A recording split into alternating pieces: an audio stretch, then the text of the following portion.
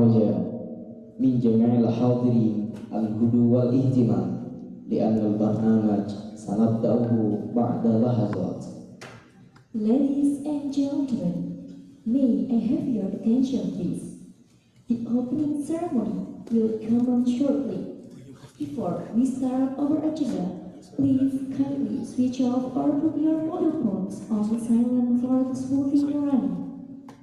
طبتم وطاب صباحكم وبالخير والمسرات ما أجمل الدنيا بكم هنا تقبح الدنيا وفيها أنتم وأجمل التحية ورق الهدية لكم أيتها النفوس الزكية السلام عليكم ورحمة الله وبركاته. Waalaikumsalam warahmatullahi wabarakatuh. حمدا لمن جعل العلم أصل المنى فمن أتاه بخضوع وهمة نال كل الغنى وقد جعل طلبه قربة والسلوك في السبيل وكان تعليم وتعلم أفضل الطرق إليه صلاة وسلاما دائمين على معجزة الباهرة وعلى آله الغر الكرام البررة وصحبه المنتخبين الخيار. أما بعد. The Executive Director of Islamic University Maulana Malik Ibrahim, Profesor Dr. H.M. Zainuddin M.A. المكرم عميد كلية التربية والتعليم السيد الدكتور الحاج بسري مصطفى الماجستير نور علي الماجستير. The Honorable to the Head of Unit International Class Program, Profesor Dr. Hajali Karaskova of the Berlina ME. والمكرم رئيس اتحاد الطلبة فصل الدولي أختنا الكريمة نفرة نبيلة. And the Honorable to all participants in Faculty of Tarbiyah and Teacher Training and all audience whom I love. First of all, let's pray and give thanks to Allah Subhanahu wa Ta'ala who has given us mercies and blessings so we can attend in this place in good condition and happy situation. سنقول لكم أهلا وسهلا ومرحبا بكم في هذه المحاضرة. I'm Aska.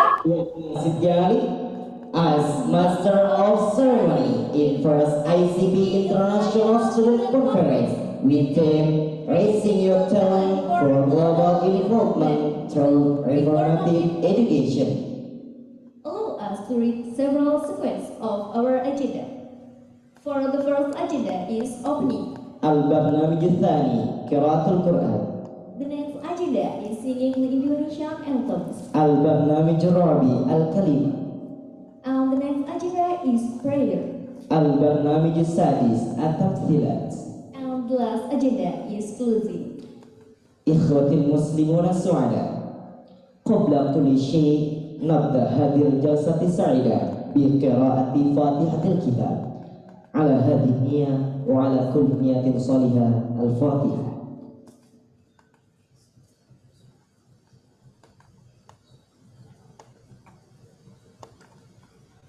كفاية. Ladies and gentlemen, for seeking mercy and blessing of Allah Subhanahu wa Ta'ala, let us listen of the reciting of the Holy Quran will be recited by our brother Anas Al-Amin. Time is yours.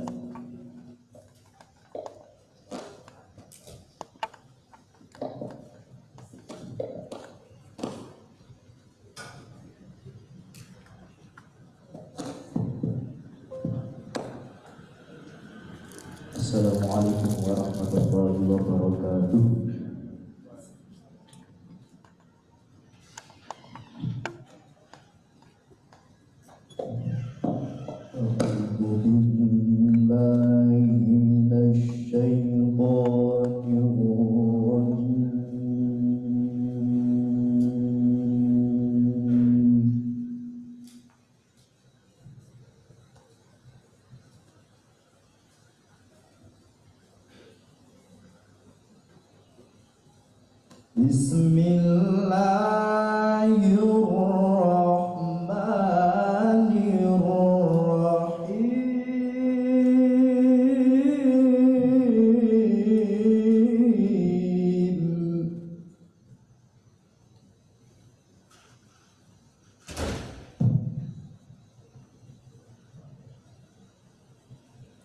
Inna fi khalqis samawati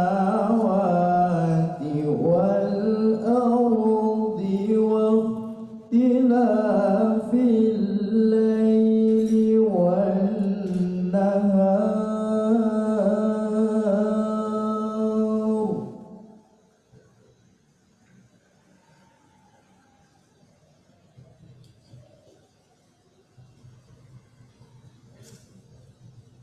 واختلاف الليل والنهار لآيات لأولي الألباب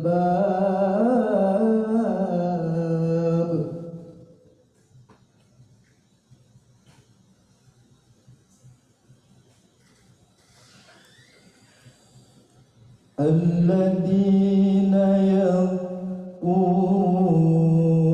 الله قياما وقعودا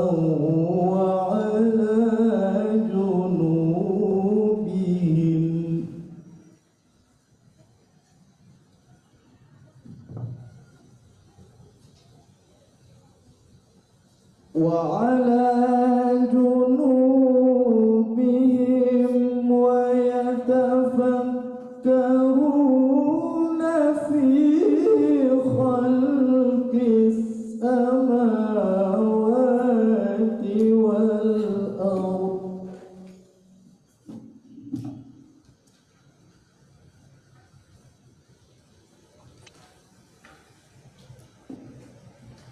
ربنا ما خلقت هذا باطلا سبحانك فقنا عذاب النار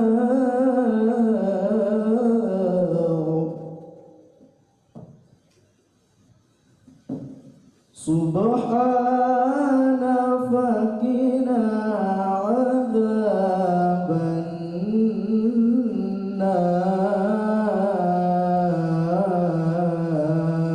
النار صدق الله العظيم. Assalamualaikum warahmatullahi wabarakatuh.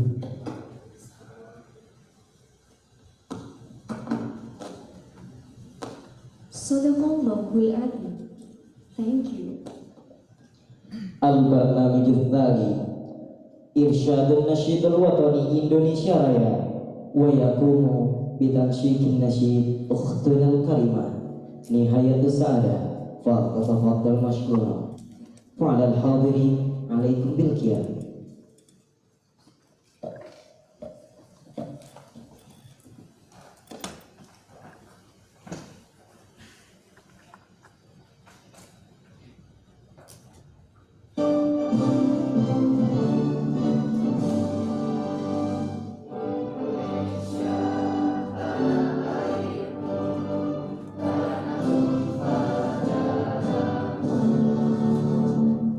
Salam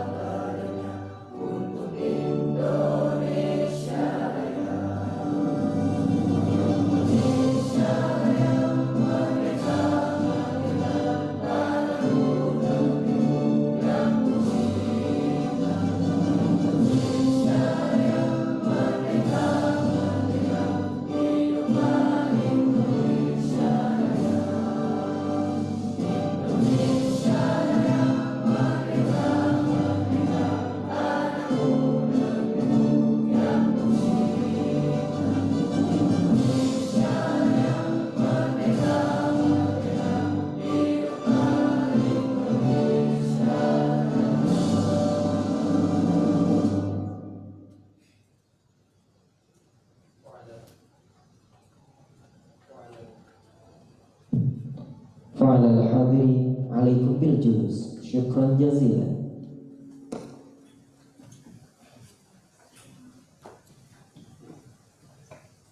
The next agenda is speeches. For the first speech will be delivered by of Committee of Humanitarian Various Time Issue.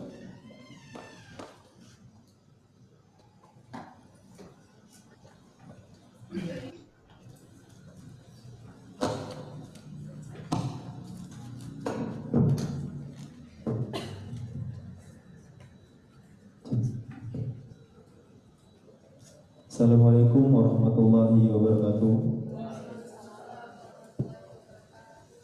Hamdan wa syukrunillah, salatan wa salaman ala rasulillah, amma ba'du.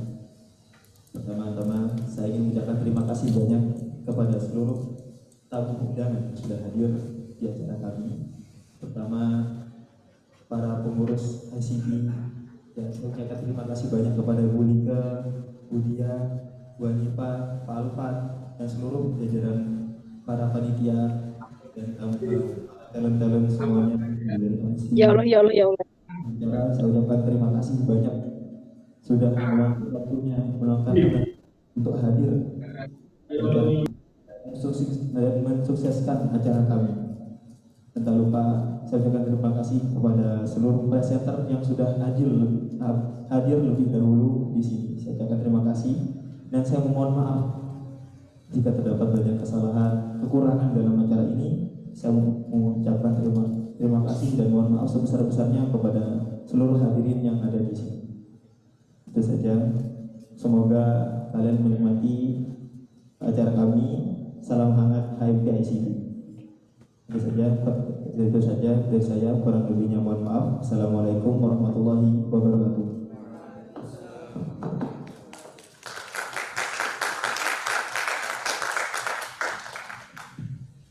Thank you. Ayyuhal haflul karim, maw'iduna al-an kalimatut tarhib min Raisi Ittihadit Thalabah Fasl Dawli, ukhtuna al-karimah Nafa Nabila, fal tatafaddal mashkura.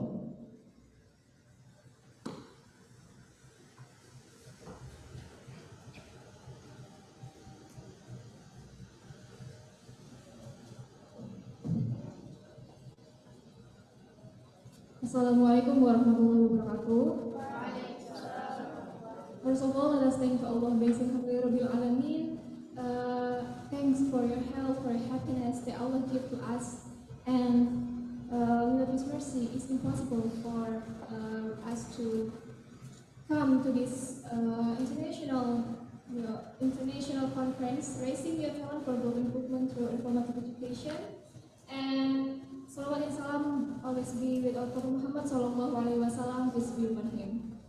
Honorable Professor Dr. Haji M. Zainuddin MAS, Rector of Bin Maulana Ibrahim Malang, Honorable Professor Dr. Haji Nur Ali MPD as Dean of Faculty of Tarbiyah and Teacher Training, and Honorable Professor Dr. Hajah Lika Raskafakta Betulina MPD as Head of ICP Unit, our beloved mom, and Honorable ethical lecturers and staff, and the presenters and invited guests are happy to this event. Thank you for being here with us, and I will also express my sincere appreciation to the organizer in this event. Honestly, this event we prepared just 3 weeks, not 3 months. And I say sorry if there's any mistake or any human error in this event. Maybe it's for me. Thank you. Wassalamualaikum warahmatullahi wabarakatuh.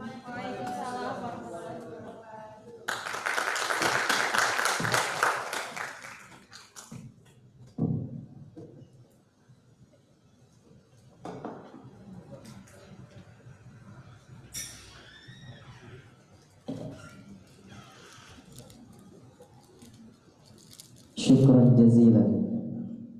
The last speech will be presented by the Chief of Unit International Class Program. With a great honor, please welcome Professor Dr. Hajali Karaskova of Berlina MED. Time is valuable.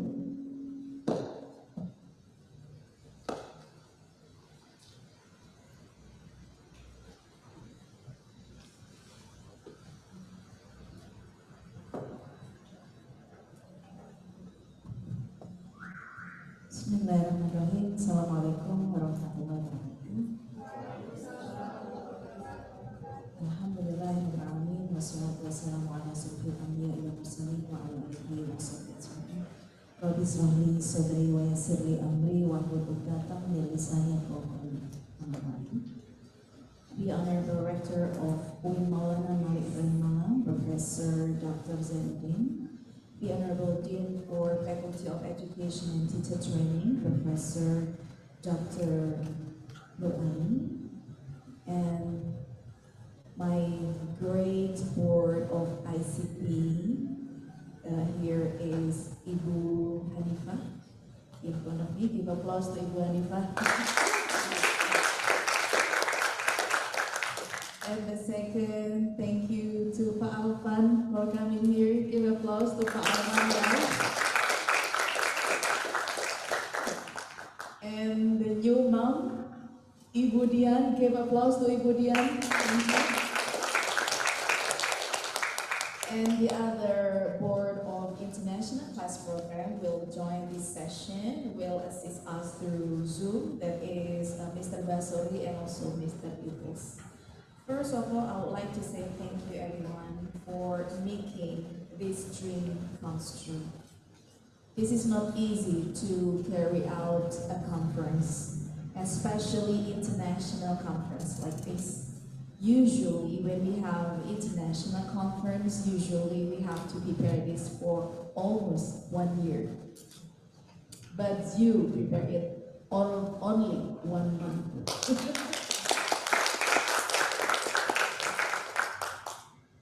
This is something that I really want to say thank you to all of you.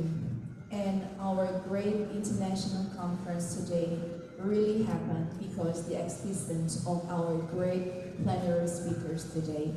First, allow me to say thank you to Professor Dr. Siusana Kwelju from Universitas Negeri Malang. And second, I would like to say thank you to Professor Dr. Joko Nurkanto from Universitas 11 Maret. And then I would like to say thank you to Professor Nada from Croatia. And also I would like to say thank you to Professor Chris from Philippines. And I would like to say thank you to Professor Beatrice from Brazil. They are very great presenters who will make our international conference will be fruitful of knowledge and inspirations. And the second, I would like to say thank you to all of the parallel presenters who are joining this conference. I think there are some presenters who are out of Malang in the Zoom, out of Malang. Presenters out of Malang. It seems I see it from our Zoom meeting. There are some presenters who are out of Malang. They are from where? The committee, yes? Ponorogo. Give applause to our presenters from Ponorogo. Welcome to the conference in Malang. And then the second is from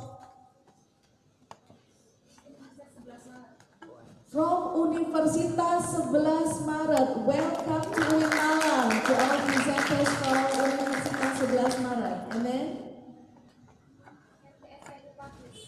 MTSN Upakis. Welcome to UIN Malang. To all the teachers and students in MTSN Upakis. And then amazing, Universitas Nadatul Ulama Surakarta. Amazing. Welcome to UIN Malang. Amazing. Where else? Amazing, Magister Pendidikan Dasar Universitas Surakarta. Welcome to UIN Malang. Great. Welcome to UIN Malang from presenter from UIN Imam Bonjol Padang, Sumatera Barat. Amazing. Where else? Superior University from Pakistan. Amazing. Welcome to Indonesia from Superior University Pakistan. The presenter Universitas Unisba, Universitas Islam Bandung. Thank you so much for our presenters of is from Bandung. Amazing. I would like to say thank you to our great committee from the students of International Class Program. You are very, very great committee who can make those very great and excellent presenters are coming to Umma. So I would like to say thank you to our committee that is working hard in here, especially to Nada as the chief of the Association of International Students Program, and also to Obim as the head of or the chair of this committee. Give applause to Nada and also Obim. And also I would like to say thank you to all the committee, the great MCs, the great cameramen, the great operators, and all of you who work days and night to make it come true, and also to our Quran recitation, Anas, and also to someone who is leading our Indonesian anthem, Miha, and also our good. This is something that is very great about international Students Association. The students, I would like to announce that the students in International Class Program, not only the junior students who are very active, but even the senior students are very active here.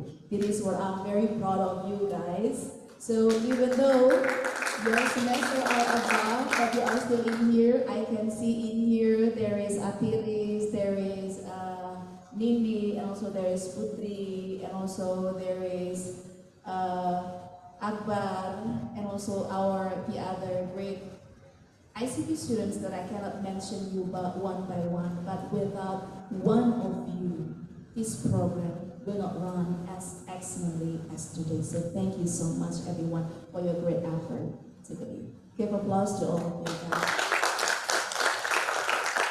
And your topic today is about raising youth talent for global involvement through reformative education. So actually you want to know how you can make or raising youth talent in here. Before you give chance for all the presenters or for all the speakers to show about how to raise youth talent, I'm very proud to all of you, the committee of International Class Program, that you have shown. You don't tell them, but you have shown how raising your talent should be by your hard work through this international conference. Saya ingin mengucapkan terima kasih kepada Anda. Kalau topik Anda sekarang adalah raising youth talent, bagaimana untuk meningkatkan, bagaimana untuk menumbuhkan gitu ya, bakat-bakat pemuda melalui global involvement, keterlibatan secara global melalui education reformative. Mungkin Anda semua bukan di level membicarakan lagi, Anda bukan di level mendiskusikan lagi, tapi Anda sudah di level melakukan itu dan menunjukkan itu dengan kerja keras Anda yang luar biasa dalam menyiapkan konferensi internasional ini. So give applause to yourself, guys. Good luck for everyone, sukses untuk kita semua, sukses untuk para speakers. Terima kasih para speakers yang luar biasa, yang dari seluruh Indonesia dan dari seluruh belahan dunia yang sudah berkenan untuk memberikan inspirasinya, memberikan ilmunya.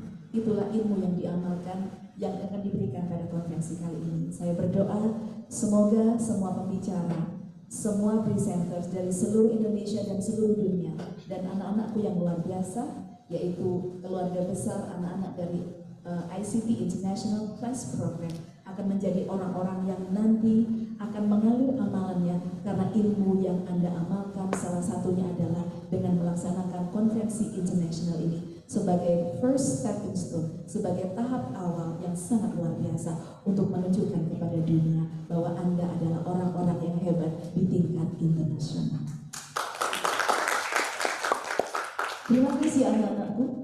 Kalau sekarang yang ada di situ adalah Profesor Nur Ali, Profesor Like, Profesor Joko, Profesor Beatrice, Profesor Nada, Profesor Siusana, dan satu lagi Profesor Chris from Philippines. Nanti yang ada di situ adalah Profesor Ovim, Profesor Nada, Profesor Anas, Profesor Atiris, Profesor Nindi, Profesor Alfi, Profesor Ramadhani, Profesor Miha, Profesor Akbar, Profesor Putri, Profesor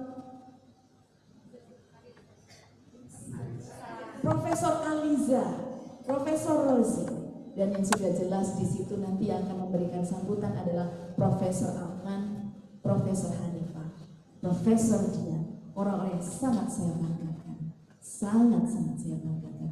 Terima kasih anak-anak sudah membuat acara hari ini luar biasa dengan kerja keras Anda, doa Anda, dan semua yang terbaik yang sudah Anda berikan. Semoga Allah akan selalu memberikan yang terbaik untuk anak-anakku, memberikan yang terbaik untuk pengurus ICP dan kita semua. Selamat berprogesi untuk kita semua. Akhir kata, wassalamualaikum warahmatullahi wabarakatuh.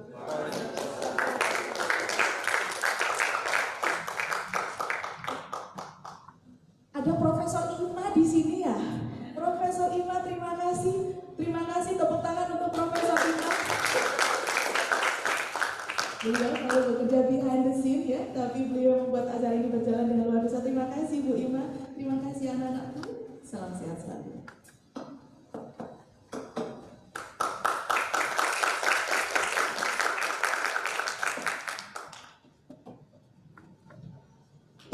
What an incredible speech from Professor Dr. Hajah Fikaraskova.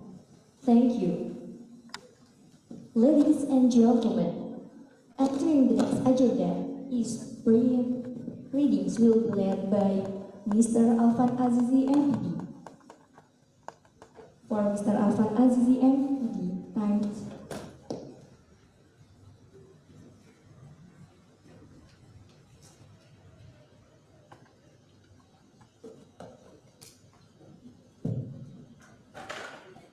Assalamualaikum warahmatullahi wabarakatuh.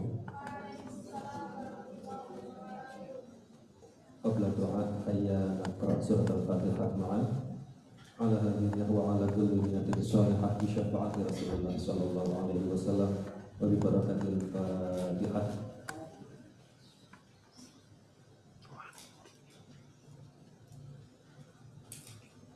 A'udzu billahi minasyaitonir rajim. Bismillahirrahmanirrahim. Walhamdulillahi rabbil alamin. Allahumma shalli ala sayyidina Muhammadin wa ala alihi wa sahbihi ajma'in.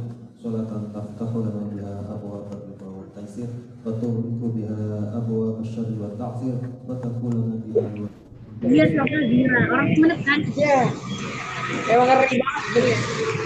quwwata illa billahil aliyyil azim. Allahumma inna nas'aluka bihaqqil Fatihatil mu'azzamah an taftaha lana bi kulli khair wa an tatafaddala 'alaina bi kulli khair wa an taj'alana min ahli khair wa an tu'amilana ya maulana mu'amalataka li ahli khair wa an tahfadhana fi dinina wa anfusina wa auladina wa ashabina wa ahbabina min kulli mihnatin wa fitnatin wa qudsi wa tayr innaka wali kulli khair wa mutafaddalun bi kulli khair ya arhamar rahimin. Allahumma ya muhawwil al-ahwal hawwil ahwalana ila ahsanil hal. Allahumma ya muyassir yassir kullal asr wa la tu'assir.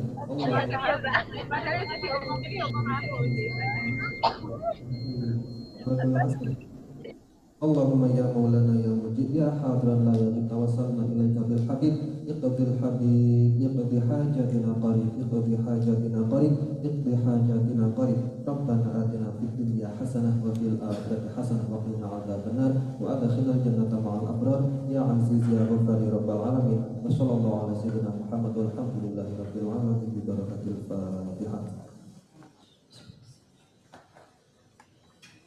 Assalamualaikum warahmatullahi wabarakatuh.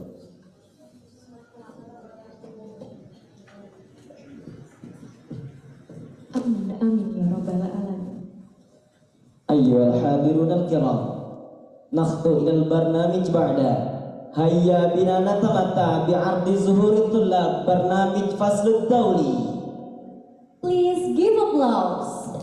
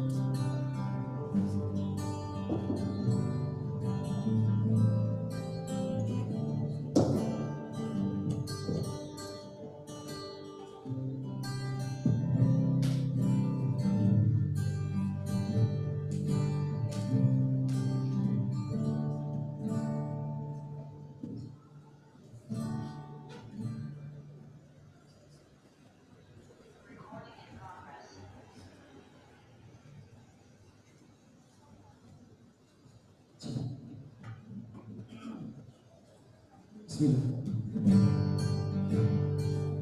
morning, everyone. So, today's performance, we are going to be singing national Indonesian traditional song. So, hope you guys like it.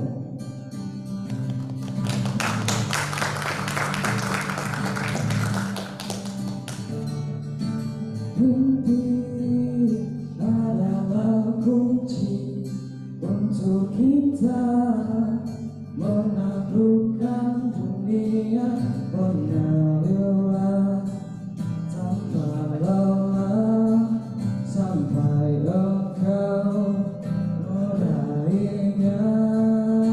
Laskar pelangi takkan terikat waktu, bebaskan dirimu di angkasa, warnai bintang di jiwa.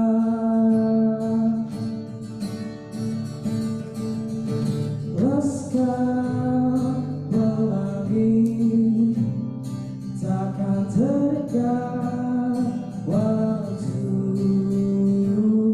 bebaskan dirimu di angkasa, warnai bintang di jiwa. Menang terus walau nyata terindah surga, makanya kuasa cinta kita di dunia selamanya.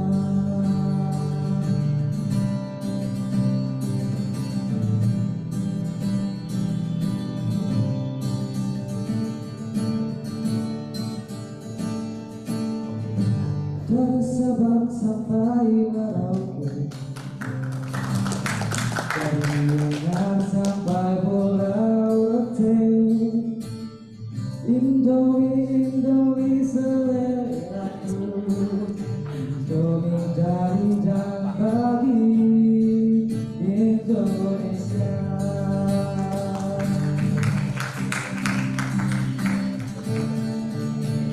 Ini teh kantong Bunda Sariwangi yang rasanya enak sekali.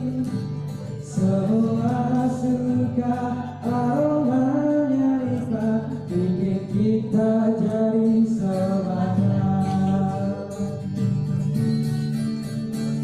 Pada hari Minggu ku turut ayah ke kota, naik delman istimewa, ku duduk di buka, ku duduk samping Pak Kusir yang sedang bekerja, mengendarai kuda supaya baik jalannya. Sajojo, sajojo, jumbo rangko bisa bapak samuna muna muna keke, samuna muna muna keke.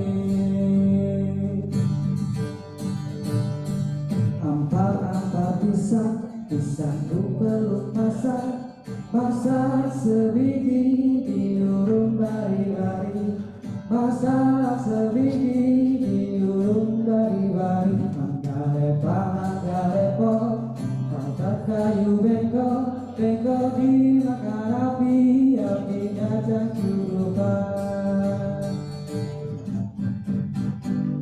Dan ini semua kita hati, jadi coba bikin kembali. Janji kamu kau ikan-ikan, alasan tak kabari. Kasih kau begitu curiga, berubah kini kau berbeda.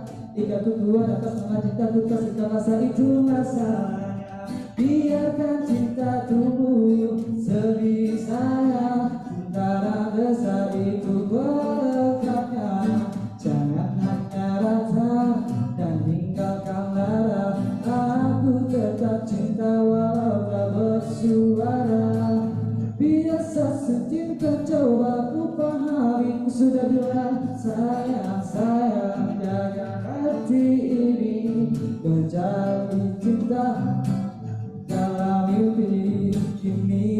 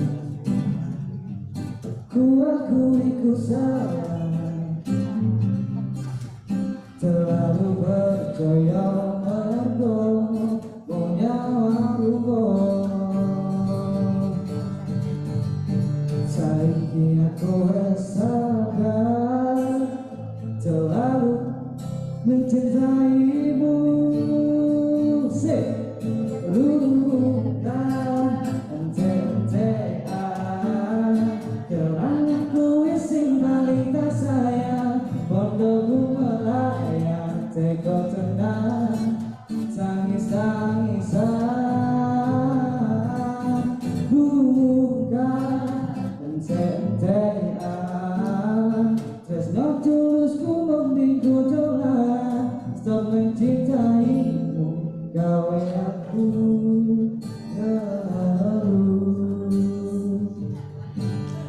stop mencintaimu gawe aku lalu. Thank you everyone, have a good day.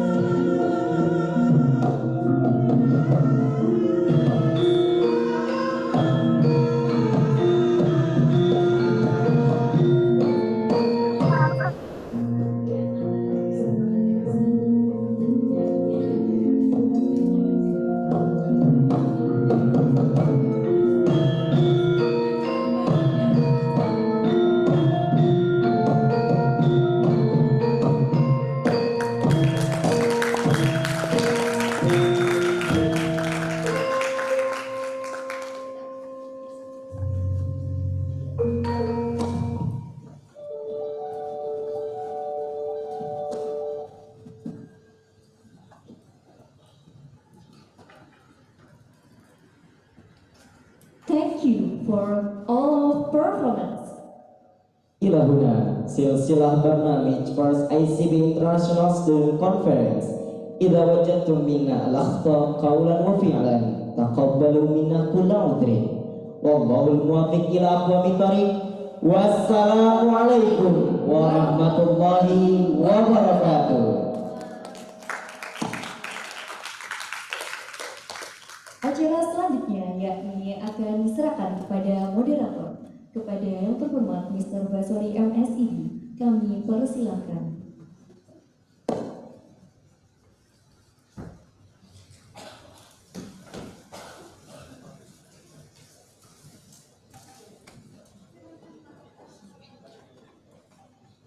Assalamualaikum warahmatullahi wabarakatuh.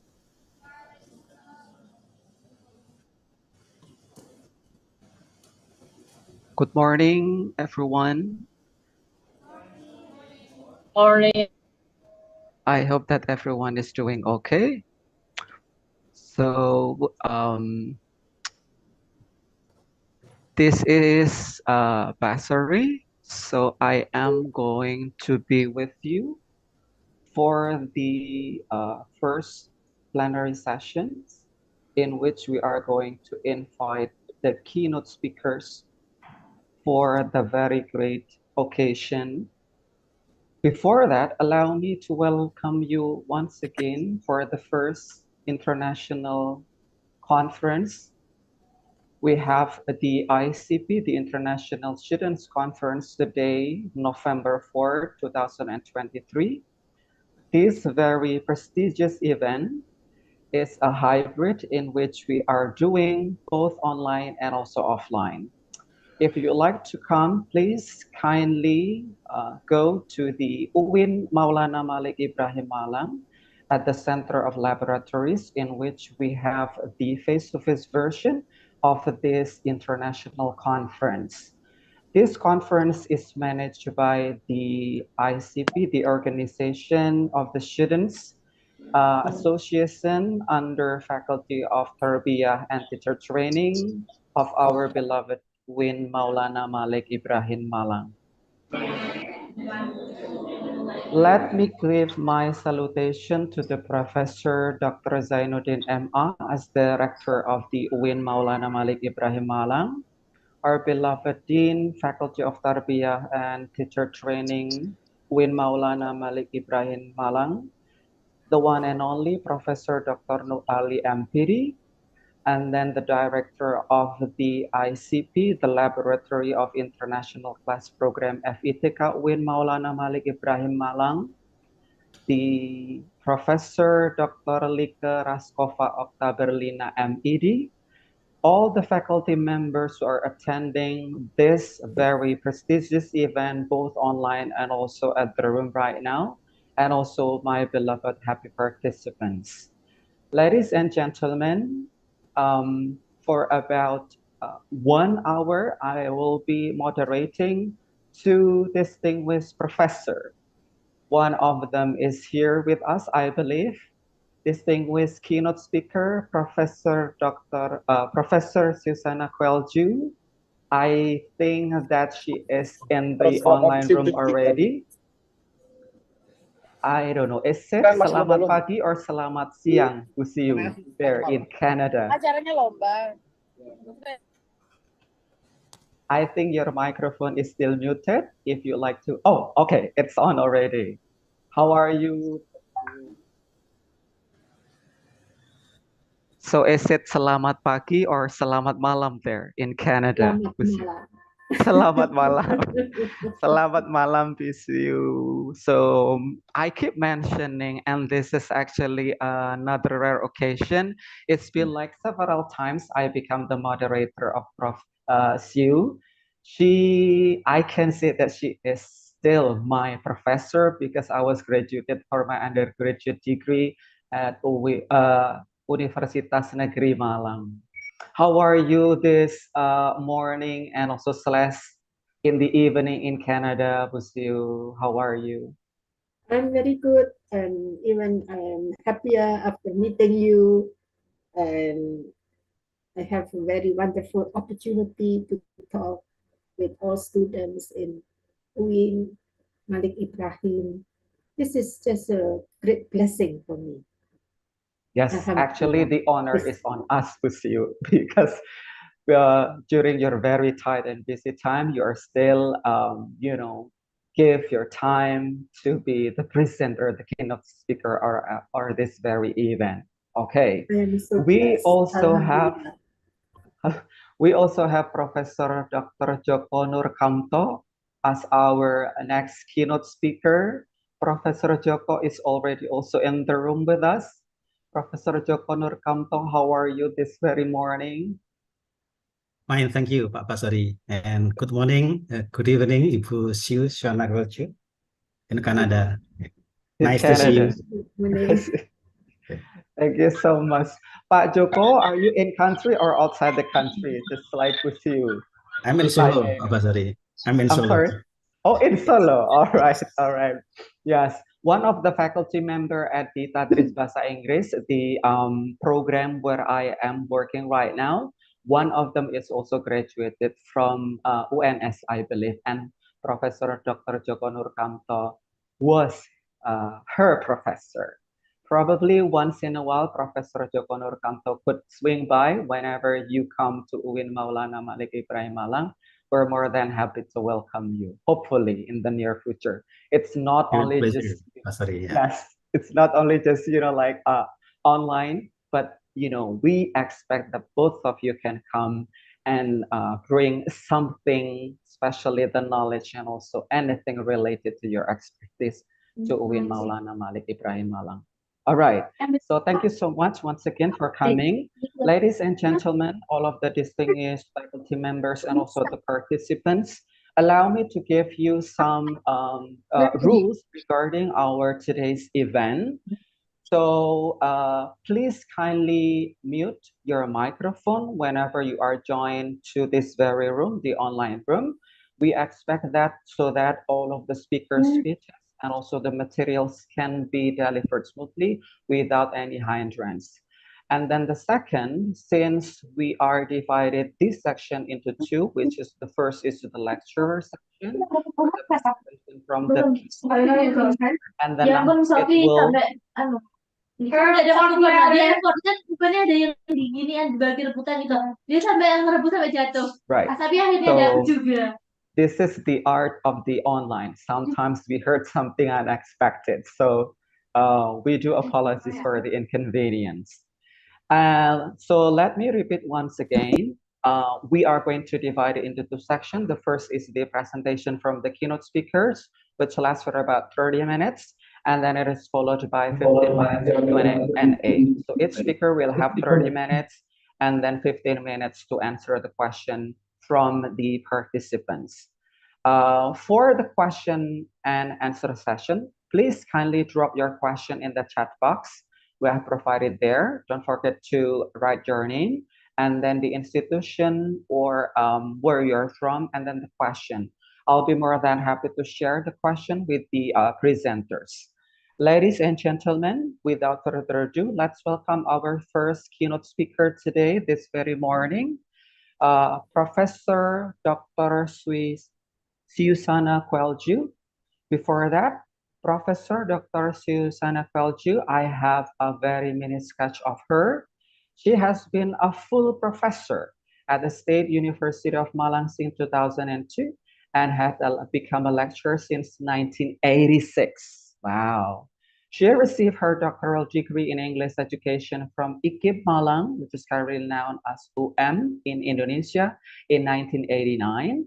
And then she wrote extensively on syntactic and also semantic language acquisition, gender studies, and lexically based language teaching. Recently, her research interests have evolved to include linguistic landscape, thinking skills, and educational neuroscience. Her international background includes her secondment as a language specialist at the CMAO RELC Singapore in 2016, a Fulbright research in STEM at Ohio State University, United States of America in 2011, and having received a notable accolades from the International Case Study Award on Education for the International Understanding from UNESCO AEP CEIU, I hope I pronounced it correctly, in Korea in 2008. She has dedicated herself to both national and international educational endeavor. Amazing. Ladies and gentlemen, without further ado, please give round of applause in your room, or you can hit the applause button in the Zoom to welcome Professor Dr. Susana Quelju. Professor Su, are you ready for your time to deliver your lecture or the presentation?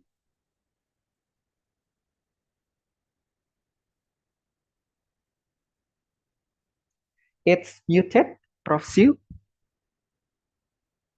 It's muted. There you go. Moderator, would Yes. I be co-host so I can share my PowerPoint? Okay. So please, if you can allow Professor Xu to share her presentation.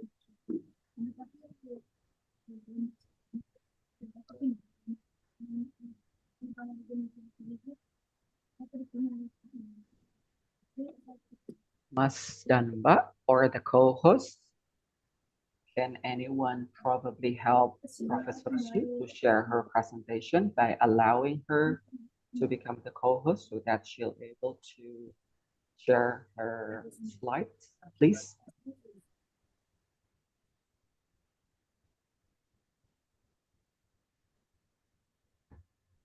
We're still working on it, Prof. Xu. We do apologize for the inconvenience.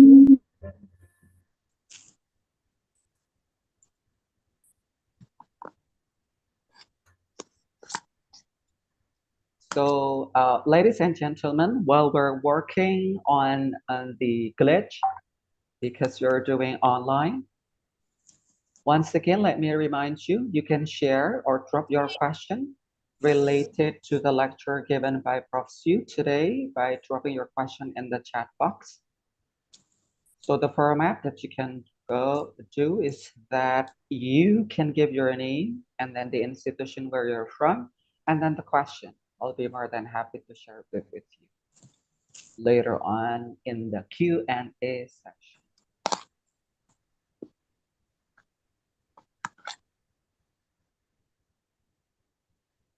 So Prof. Xu, are you able to share your presentational slides? Okay, so it's coming.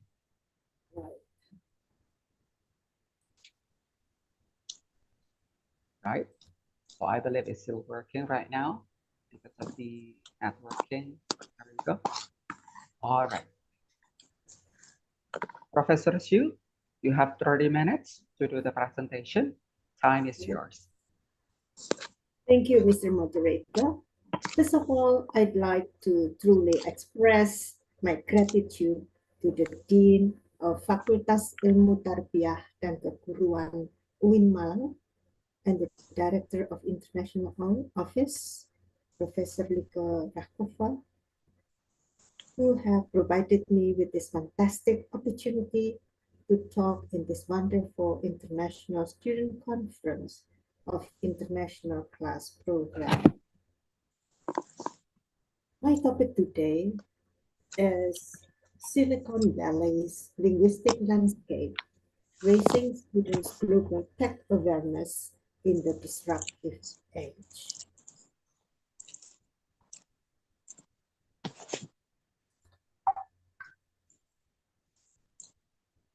Now, everyone, look at this.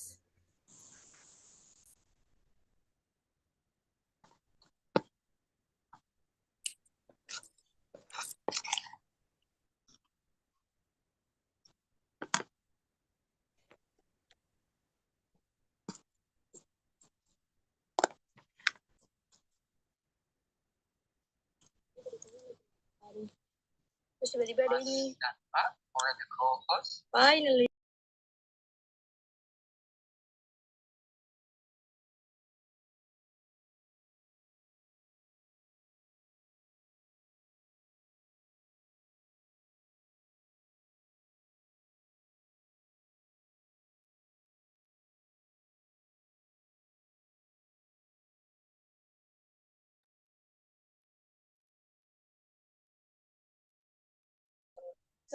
Hello, Professor Xu.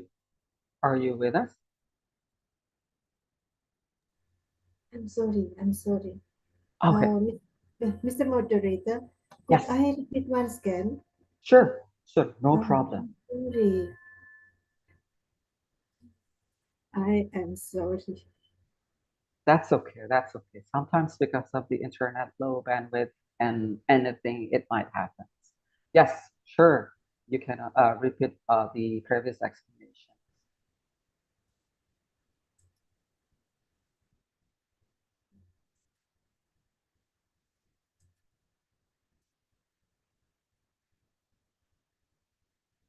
Thank you, Mr. Moderator. First of all, I'd like to truly express my gratitude to the Dean of Fakultas Ilmu Tarbiyah dan Keguruan UIN Malang and the Director of International Office, Professor Lika Rahkova, who have provided me with this fantastic opportunity to talk in this wonderful student conference of International Class Program. My topic today is Silicon Valley's linguistic landscape, raising students' global tech awareness in the disruptive age. All right, everybody, let's look at the theme of our conference today, raising youth talents for global involvement through reformative education. Reading this theme and then the sub-themes of this conference. What issue does this conference actually want to bring forward? This conference brings forward the issue of globalization in the area of education. In this context, we are familiar with important keywords. What are they? Yes, correct. I heard someone said disruptive. And what else? Correct. Technology. Technology, disruptive. Actually, we have three elements over here: technology, societies, and disruption. If we put them together, we read this way: technology and its impact on society are increasingly disruptive. In this context, we might ask a question: who runs the world today? What do you think? Who runs the world today? In its general context of globalization, we readily say, oh, that must be the United States, the superpower that dominates the international system as a whole, for good or for the opposite. The question is, does the USA still the ruler of the world? How about in the future? What can we predict about the future? Well, now let's listen to what the political scientist Ian Bremmer said. Actually, you can also watch his TED Talk video. About 50 years ago, we lived in a world with two superpowers, the USA and the Soviet Union. But at the end of the 1980s, Soviet Union collapsed. The USA became the solo superpower of the world. At that time, we live in unipolar world. However, today, that power has shifted to major emerging forces, which we call G20 or Group 20. And lots of other countries also grew powerful enough to ignore rules they do not like. Those countries tend to set their own rules.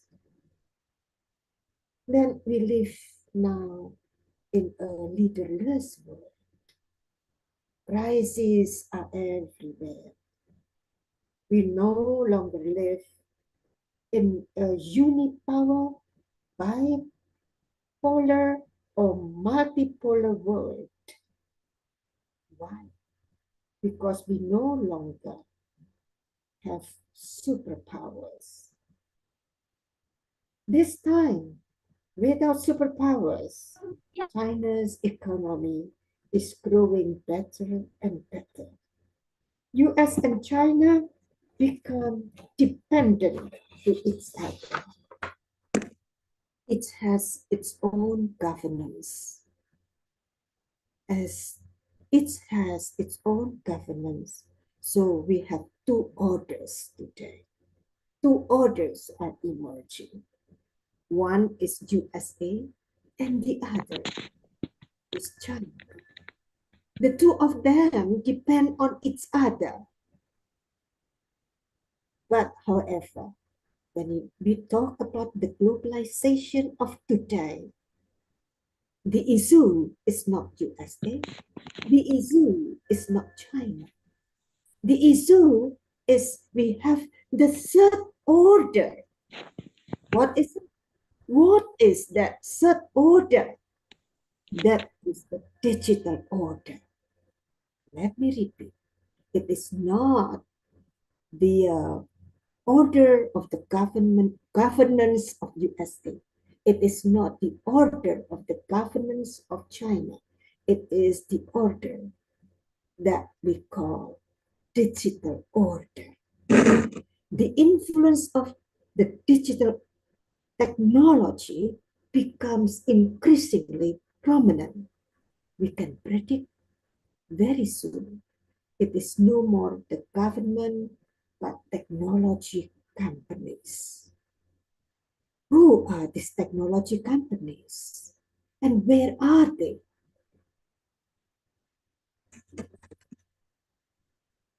They are Google, Facebook, Twitter, Instagram, among others, which are integrated into everything and everywhere. They have blanketed the world with their concentration of power, data, and control. Pada pagi hari ini, taman berjalan dengan lancar tanpa halangan. Again, where are the source of this techno-polar order? China has significant advancement and investment in the field of artificial intelligence. And USA is still a global leader in advanced artificial intelligence technology. We know there are key players such as OpenAI, Microsoft, and Alphabet. Anyway, the rapid growth of China's advancement in artificial intelligence has led us to the concern about US economic competitions. It can also challenge US companies. Therefore, President Biden has told the American chip producer NVIDIA to stop exporting their high-end artificial intelligence chips to China. Now look at this slide. You can read here. The Biden administration is less bombastic in speech than its predecessor, while being louder in its policy actions. So President Biden really issues a lot of regulations, and also he is very fast in taking actions.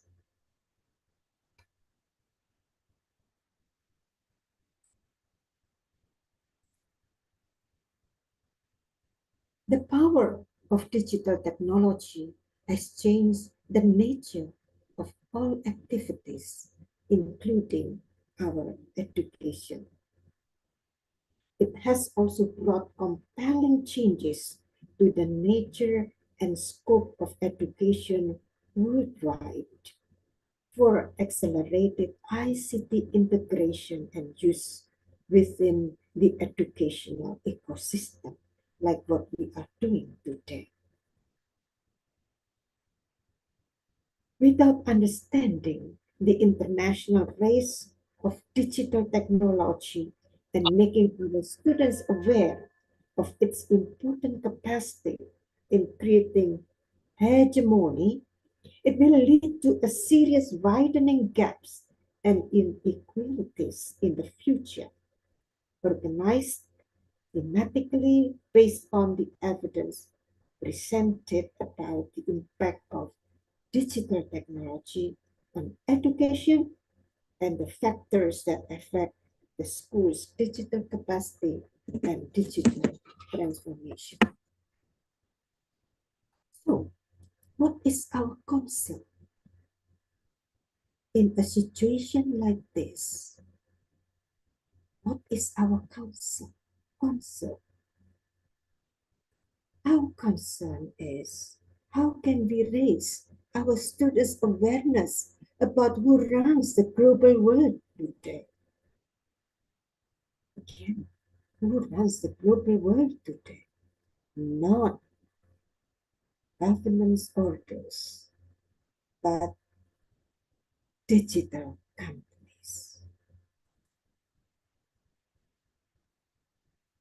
And we do not want any one country or any one company monopolize the field of digital technology.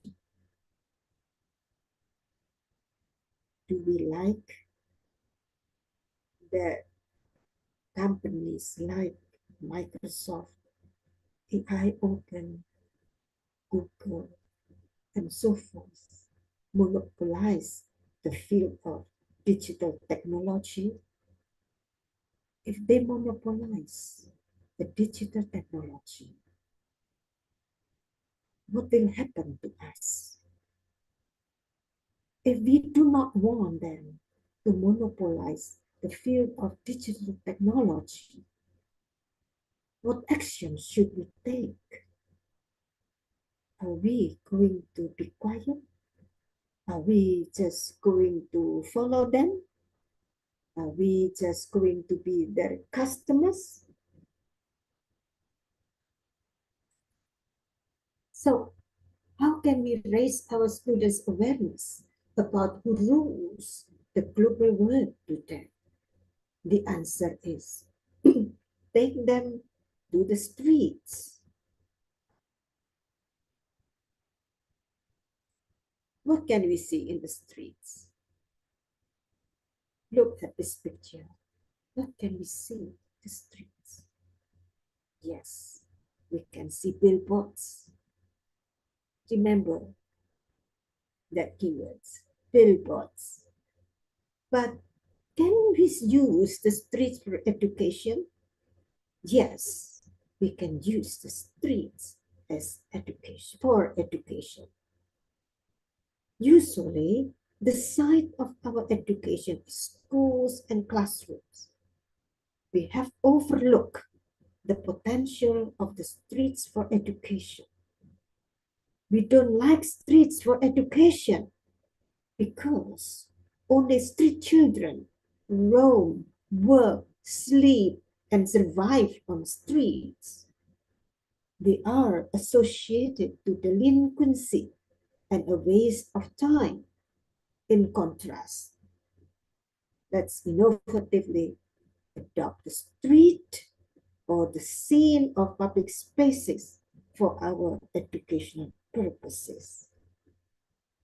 In this way, we are going to prepare our students to become lifelong learners in this age of disruption. They should not only learn about the streets and the real world from their textbooks, but they should also be brought to the streets directly. They were guided and motivated to make themselves the critical and creative observers of the real streets and the world around them. Accordingly, they will better understand their learning and learning about themselves and optimize their roles in society. But what streets are we going to pay attention to? Which streets we are going to focus on? As we know, that streets are actually the mirror of our society. So what do we say about streets? Before we answer that question, let's see what we are doing now. What we are doing now is in the field of social linguistics, particularly linguistic landscape. What is linguistic landscape?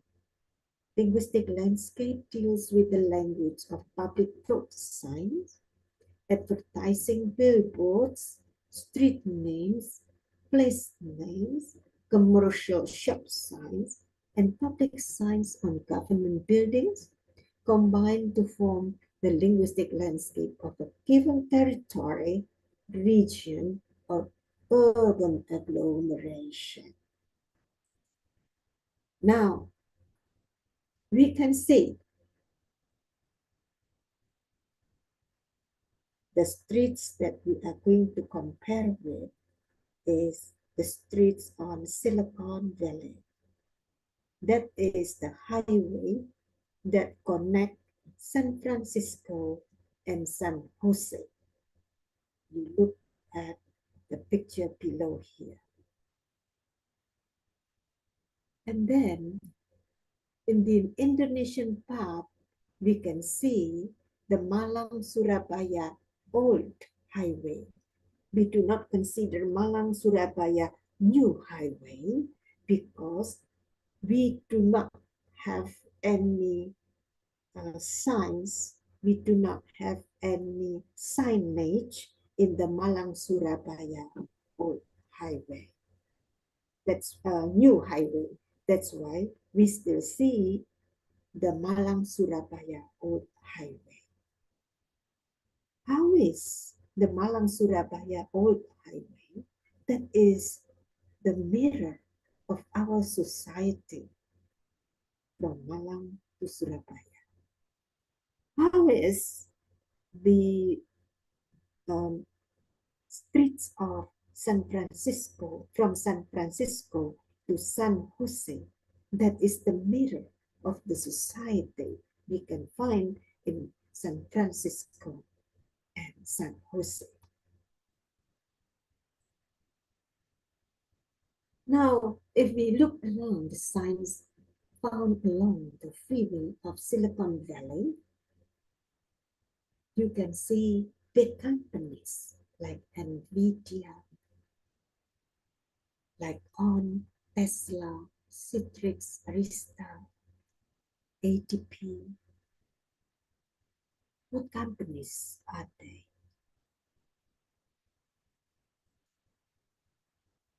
We can find Huawei, we can find T-Mobile, TechLink, Mifatech, AT&T, Surface NW. All those companies are what kind of companies? Now, let's look at the highways from Malang to Surabaya, or from Surabaya to Malang. We have the billboards for Ultra, that is cigarette. We have the billboard advertising Academy Pharmacy. We have the billboard of politicians. We have the billboard of, again, real estate, Permata Jingga. We also have so many billboards over here, mostly like cigarettes, real estates, Permata Jingga, Kota Araya, and those other billboards like Jakarta, Singosari, and all that you can see on the pictures. And then we can still find this kind of banners. You see, roda dua wajib nyalakan lampu siang hari. That is actually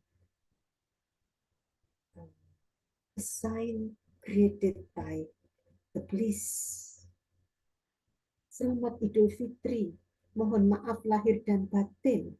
It was actually pitched by Indomaret. And so many over there. You have Giant. That is a big supermarket in Indonesia. Although I think they are not operating anymore.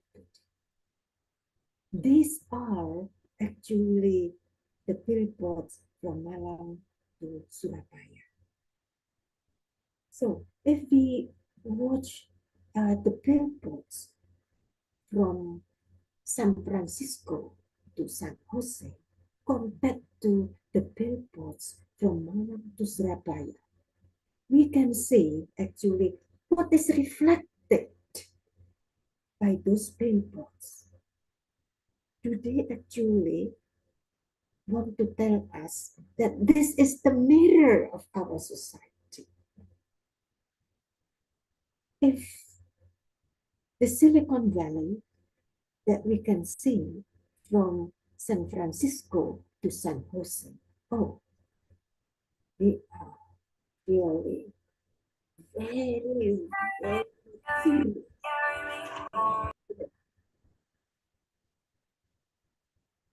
Digital technology.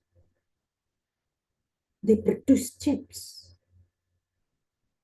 They produce all kinds of softwares. They are doing digital technology. They become the centers that are now, I think, already rule our education. They tell us what we can do, and they tell us what we cannot do. Whenever I get papers from my students, they all use many kinds of applications in teaching English. We also use all technologies in order that we can publish our papers. And we are also supposed to publish in Scopus journals. We are already connected using this digital technology. We are always watch how we are performing through this digital technology that is in our education. Not to mention in every way we live today. So the question is, do we let them to monopolize everything? Or we want also join with them in order that no one is allowed to be the monopoly.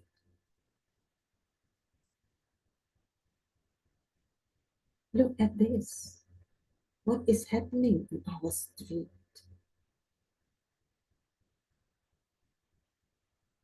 Mostly all are actually very consumptive. Something related to what we eat, what we wear, and how we live. That's it. But it is different from those that we can find from San Francisco to San Jose. They send their products to every part of the world. They enter our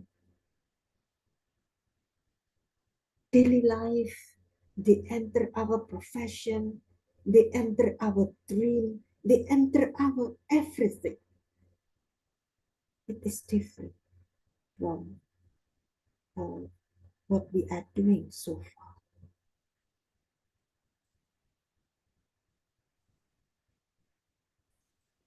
Look at Baltimore. This is what we wear. Planet Gun. This is our vehicle. Monster Pizza. Gunawan Gresik. PT Aneka Tuna. Food, vehicles, and all of this, like our vehicles, all our products. We can see that actually we are still dependent to those highly technological countries. And we need our students to be aware of this. We do not want our students to be the victims of our ignorance.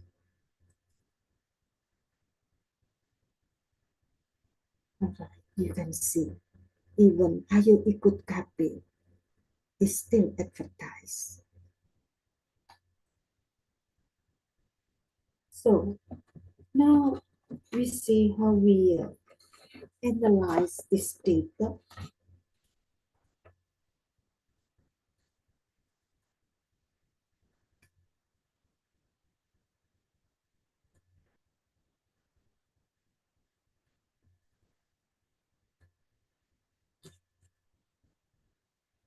We analyze it using the system that is introduced from the United States for all commercial products. About the Malang-Surabaya highway, we can check the signs for public administration. We have about 9. For manufacturing, we have about 31.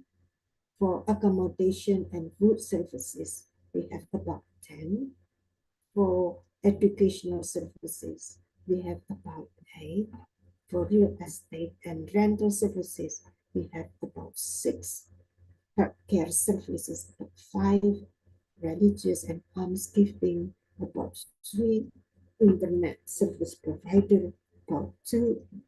Travel or pilgrimage service, about 1.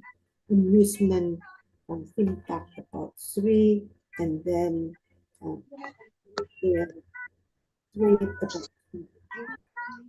Now compare it with what is happening in Silicon Valley.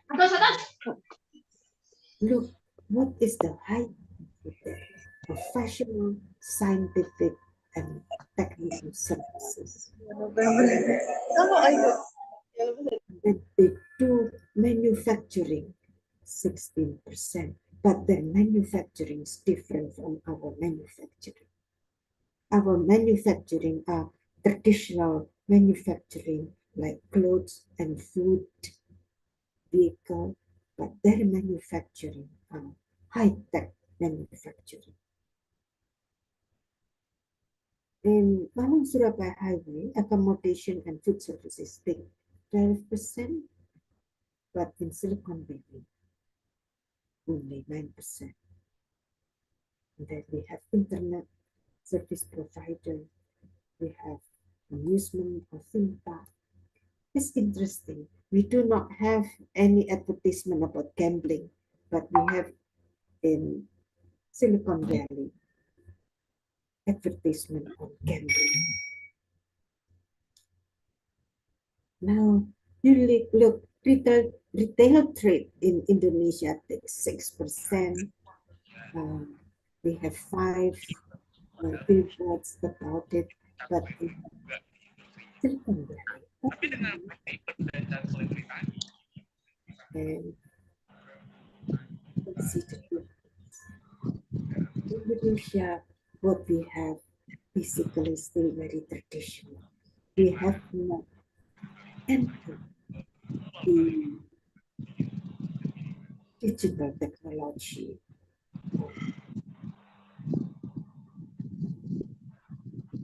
Manufacturing, digital technology services, digital technology activities, we have not entered that area.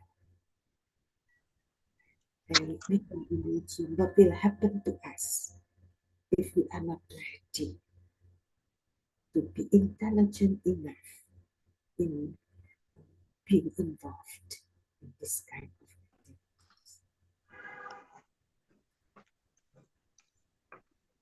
So, how we compare the Malang Surabaya Highway and San Francisco, San Jose? We use the sign classification method using the North American Industry Classification System, which is used for businesses. So this one is actually, the top one here is actually the highway in Malang and the highway in San Francisco. So this is what is happening in Indonesia about public administration. It is still talking about irrigation. For example, jangan buang sampah. Health, police, finance department, internet service provider, pilgrimage services, how to go Hajj, amusement park, e-shopping, and our manufacturing, you see, tobacco product, beverage, Coca-Cola, food, cak gundul, apparel, paint coating, plastic, furniture, soap, bakeries, and tortilla, home center, tire shops. About accommodation and food service, educational services, real estate and rental services, healthcare services and assistance, real estate and rentals services. That is what is happening with our signage. Now look at what kind of signage we have in Silicon Valley. Professional scientific. We have custom computer programming, computer system design, management software service, software publisher, data management, scientific and consulting services, graphic design, telephone communication, legal services. And how about manufacturing, semiconductor and related device? Every day they are making chips, mixed signal and digital signal processing, strapping machinery, tool machinery, automobile, brewery. So they have strapping machinery, tool machinery. They are producing big machinery. Prof. Siu, my Yes, apology for the interruption. You have yes, 5 more minutes for the presentation. all right. Thank you so much. Thank you. Accommodation and food services, internet service provider, performing arts and spectator. And how about uh, the other theme park? We have casino, retail trade, and so forth. Yeah. So if you want to know more about this, you can read my paper, which is already published in 2020, comparing signage in geographic space, raising students' readiness for the disruptive age. So I hope you find this article and you read this article.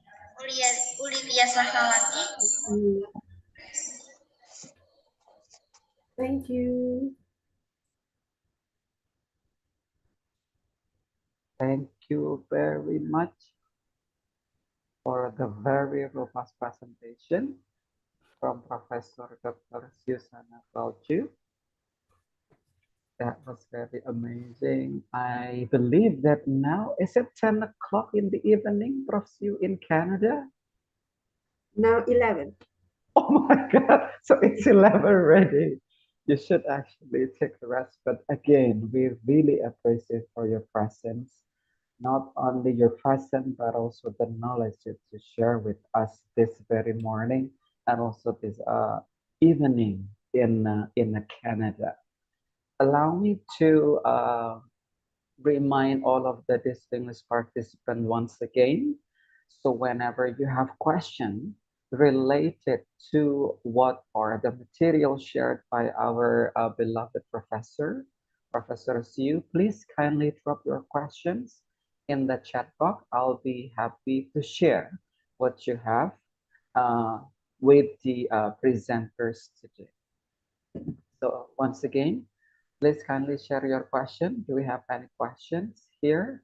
If you want to share it, I'll be more than happy to address it and later on share with you once again.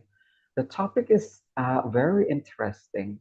I am also working as a lecturer at the Win Maulana Malik Ibrahim Malang at the English Education, or known as DBI.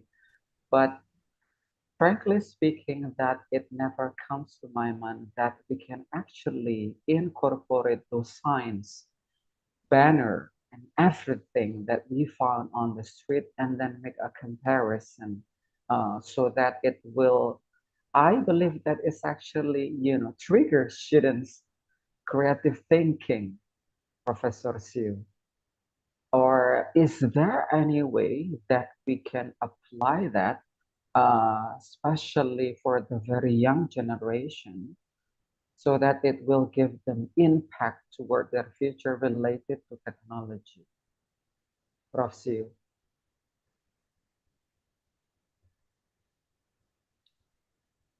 Because we see that those signs are totally different to what we have, right? Overseas, they put the emphasis on the data that you mentioned, mostly are about tech and then related to technology. Meanwhile, most of us, what I can see from your presentation, we become like what you said, and I absolutely in line with you that mostly we become a consumptive society because we have pizza, we have houses. Come on, we have discount and anything compared to what we have in the Silicon Valley. It's totally different what we have there. Okay. So again, do we have any question or if we do not have in the chat box, you might also raise your hand. We have the raise button hands on the icon. You can have that, and then I'll be more than happy to address or give the questions to our professor, Susana Quelch.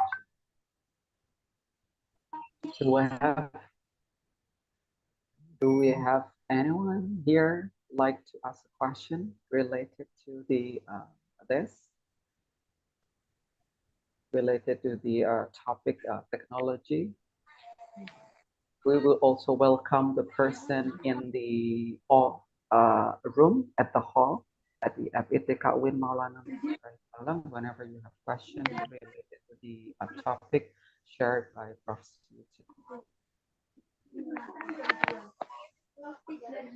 Anyone?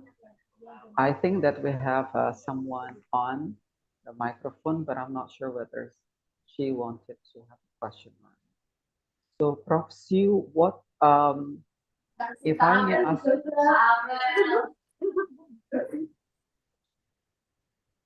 All right. So, Prof, if I may ask, in what tips or suggestion toward the youth so that they can prepare or at least adopt what you share, yeah, for their betterment in the future? We see that right now, like all of the banner sign that they encounter in their everyday life is leading them toward a consumptive society, which I don't think, and probably you agree with me, which is something not good related to the development of technology. So what are tips or anything you would like to share for me, especially, and also all of the participants who I believe are youth or the very young generation, not only in Indonesia, but also outside Indonesia? What tips can you adapt? Do we have to just copy and become a consumptive society or anything less you'd like to suggest?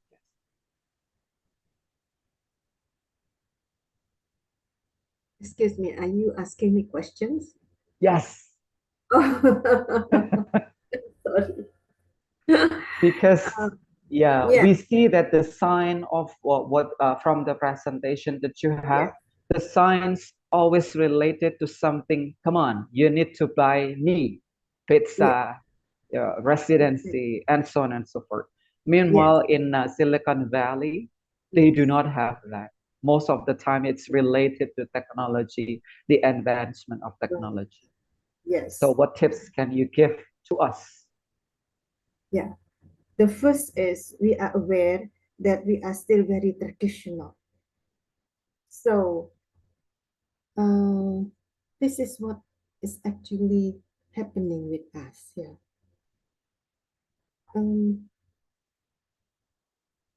We live now in a digital culture. We live now in a high-tech culture. Every day we talk about high-tech, high-tech. But our real daily activities are actually still very traditional. And that one we must be aware. Not we must understand that if we say that, oh, human beings today is already so highly civilized, so highly digital, can do everything. We have already so much developed, advanced. But the question is, who is meant by we? Are we included there? Or only certain group of people? We are not included there. We only use. Okay. So what is happening is that in terms of material, we are already advanced. Like now, I can use my laptop. In terms of material, we are already advanced.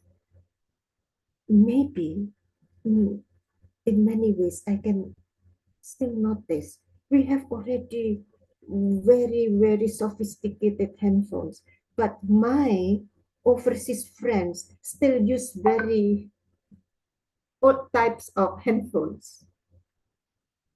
We use very expensive laptop, but I can see my friends overseas, even from the United States, still use just ordinary laptops. In terms of material, we are already very advanced. But for the non-material things, we are still traditional. So why does this happen? Because we are only the target of these big, big digital companies. Meaning that we have not used the brains, the minds that God has already blessed us with. We have not maximized the use of our time, our brain. Whenever we talk about modern society really knows how to use technology.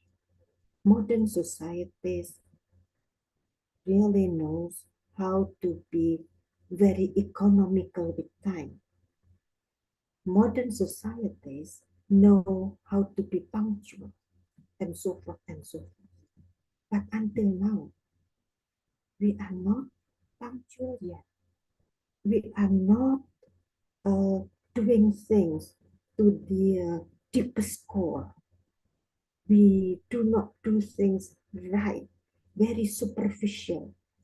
Just do it, but we do not do it fine. For example, whenever we do research, do anything, the important thing is we are doing things, but we do not care the quality of what we are doing. I'm sorry if I'm wrong, but this is my general impression. We just do based on the quantity, but we do not really do it based on the quality. So we are only advanced the material things because we just take it, we just copy. But what we take is not actually our own product. And then, but we have not done more than these material things. We have not done it for our spirit. We have not done it for our seriousness. We have not done it for our optimal goals in life. What is our goals in going to school? Is it only for a degree? We need to talk about that, something beyond the material things. Every day we are only talking about material things. Whenever I got WhatsApp from my friends or what, we never talk deeper than material things like, oh, let's go to that warung over there, very nice. Oh, let's go to that, what is that, tourist spot, very nice. Oh, something very superficial. And now we are not only living in the modern world, but we are already living in the postmodern world. We are not only living in the postmodern world, but we are already living in the post-human world. We have not finished with our modern lifestyle. We and other people have already jumped to postmodern and already jumped to post-human, and we are still not finished with the modern world. That's why we can see everywhere we have the so-called crisis. People here are angry, people there are angry. Why are they angry? Because we are not finished with ourselves. We only see things superficially, and then we also in dispute superficially. We are always in disputes. We spend a lot of time for disputes. Look at our TV every day. What do they actually broadcast? What they actually give us? All disputes mostly, but they do not really make us better. How to what is that? How to be a stronger society in terms of spirits, in terms of hardworkingness, in terms of seriousness in doing things, and in terms of polishing our goals. How to be very, very efficient with our time, with our energy, with our resources for a very big goal. For me, I see we already waste a lot of time, a lot of energy, a lot of resources, a lot of money for something that actually we do not need to do. Okay, thank I'm you sorry very if much. I'm wrong. No, no, that's very insightful, and I am also in line with you that instead we just focus on probably finish things without considering the quality, it is not going to have the outcome or the best result of what we're doing right now. And then the very young generation, also me myself, it's kind of a reminder for me that I have also to, not only focusing on the just completing a task, but also the quality itself. Yes, I agree with you. Allow me to say thank you very much once again, Prof. Siu, for the very insightful presentations toward all of the audience can get the benefit out of it, and also the robust way you give in your presentation. Um, on behalf of the team, I would like to say thank you very much for your presence here, for your time, energy, and everything. Everyone, let's give round of applause once again, which is in the room and also in this forum, to thanks once again to Prof. Siu for their presence in the International Children's Conference today. Terima kasih banyak, Bu Siu. Selamat beristirahat di Canada. Thank you very much. Ladies and gentlemen, those are the insightful and robust presentation from our first keynote speaker, Professor Dr. Siu Sana Kwelju, live from Canada. And now, without further ado, let's welcome our second keynote speaker. We have Professor Dr. Nurkamto with us, I believe. Yes, Professor sorry. Joko. I'm Yes. with you now. Thank you very much, Pak Joko. Okay. How's this morning, Pak Joko, in Solo? Fine, Pak Pasari. It's okay with me. Alhamdulillah. I hope Yeah. you are fine too. Yes, thank you so much. I'm awesome, Pak Joko Nurkamto. And I believe that this is actually our first time. So it's kind of honor to become the moderator for your session today, Pak Joko Nurkamto. Before we go to the presentation, Pak Joko, allow me to read your bio sketch. So Pak Joko Nurkamto is a professor of TESOL from the Department of English Language Education, 11 Maret University. So his education, he earned his doctoral degree from in a Doctor of Language Education from Jakarta State University in Jakarta in 2000, and then a Master of Language Education from State Institute of Teacher Training and Education Jakarta in 1995, my apology, and also a bachelor degree of Right. Sometimes the glitch happens. Bachelor degree of English Language Education from 11 Maret University, Surakarta in 1985. She he got so many trainings and also the work experience. I might not be able to read all of them because probably it will just take the whole session because of the very, very many experiences that Professor Dr. Joko Nurkamto has.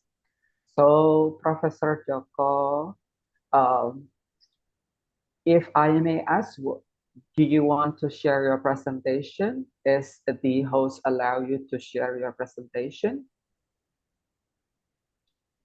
All right, so it's Team Ed. Ladies and gentlemen, so happy participants.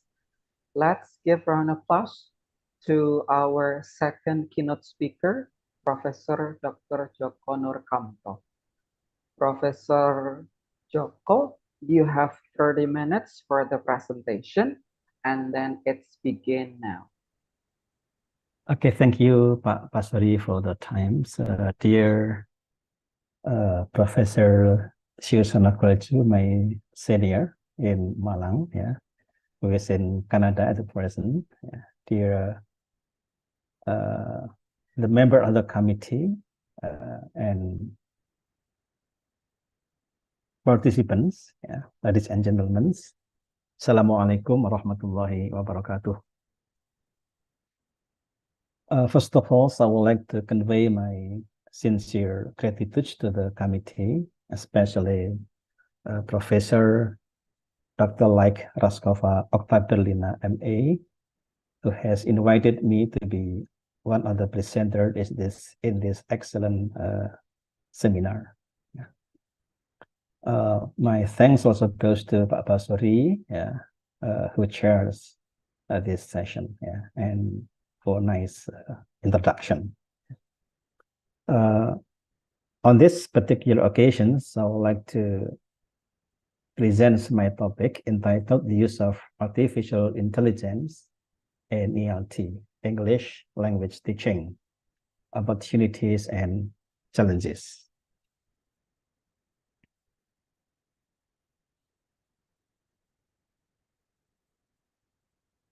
Okay. The Industrial Revolution has taken place 4 times. Industry 1.0, Industry 2.0, Industry 3.0, and Industry 4.0. And now we are living in the age of Industrial Revolution 4.0.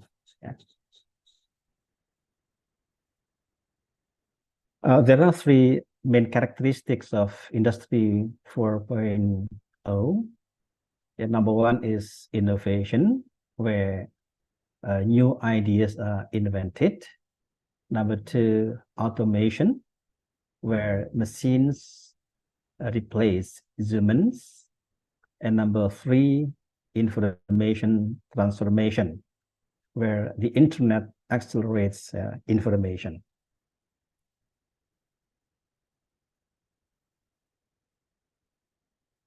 As a result of the massive use of technology, so VUCA becomes the new normal. VUCA stands for volatile, uncertain, complex, and ambiguous.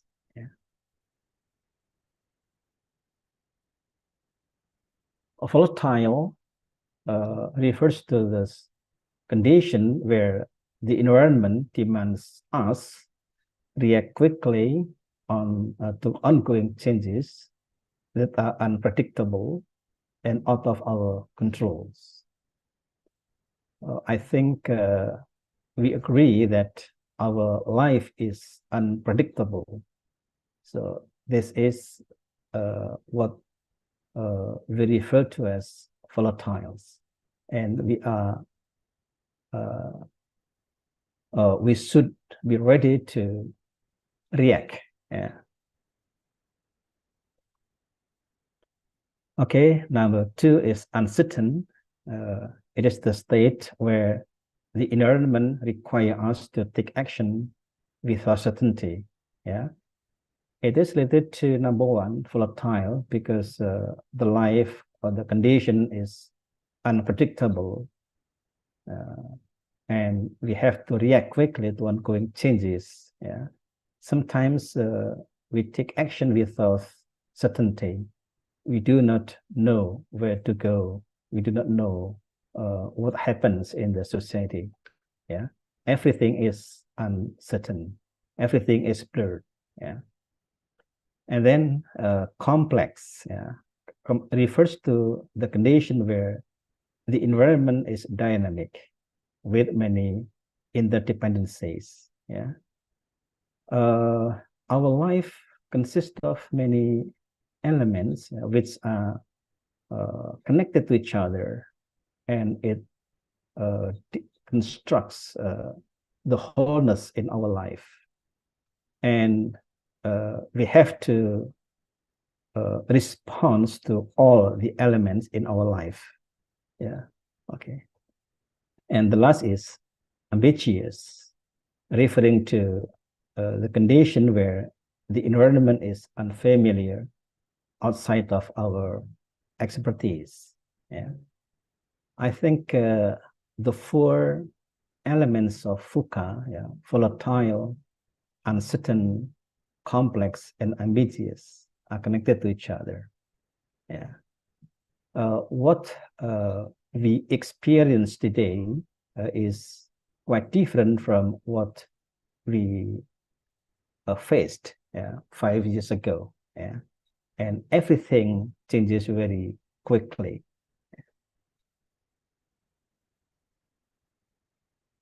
Okay, so the question is, how do we deal with it? Yeah, let me quote Charles Darwin's idea, stating it: it is not the strongest of the species that survive, nor the most intelligent, but the one most responsive to change. Okay. It is stated by Charles Darwin, responding to the VUCA, yeah, because of the massive use of technology. I think Prof. Xiu talked much about the destructive technology. Okay, ladies and gentlemen, and this is the Alvin Toffler's statement about the literations. Yeah, he stated that the illiterate of the 21st century will not be those who cannot read and write, but those who cannot learn, unlearn, and relearn. Yeah. Because everything is unpredictable, yeah, we have to learn. Yeah. So the literate of the 21st century will, yeah, we should be ready to learn the new things in our life. Yeah, without which, yeah, we cannot know everything. Yeah, and we cannot respond to our environment properly and adequately. Yeah. But some elements in our life probably are not useful anymore, so we have to unlearn. Yeah, to unlearn. Okay, and we also have to relearn. Yeah, so the 3 terms, learn, unlearn, and relearn, are very useful for us. Okay. Okay. There are new literacy competencies that students should possess in terms of the emergence of technology in our life. Yeah, it is connected to Industry 4.0. So there are new literacy competencies. Number one is data literacy. Number two, technology literacy. And number three is human literacy. Data literacy refers to the ability to understand, analyze, draw a conclusion, and think critically using data. Not using perception, not using our personal thinking or personal ideas. I strongly recommend that students are used to using data as the basis for drawing conclusion. Once again, we should use the empirical data to draw conclusion, not using our personal perception, not using our personal ideas. The data literacy. And number two, technology literacy. It refers to the ability to efficiently access, use, and communicate information via new media like the internet. I'm confident to say that students belong to digital native. It's quite different from the persons like me, who belongs to digital immigrants. So I have to adapt my life to the new era, where the technology is massively used in the society. But we have to be careful in this case, because behind the use of technology, we have to be aware of what he calls the norm. We have to consider, in order that we can use the technology appropriately.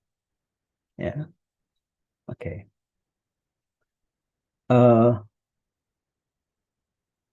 There are some evidences in the society that because of technology, then we make someone else unhappy with what we do. Okay, I think we have to be wise in using our technology. And then number three, human literacy.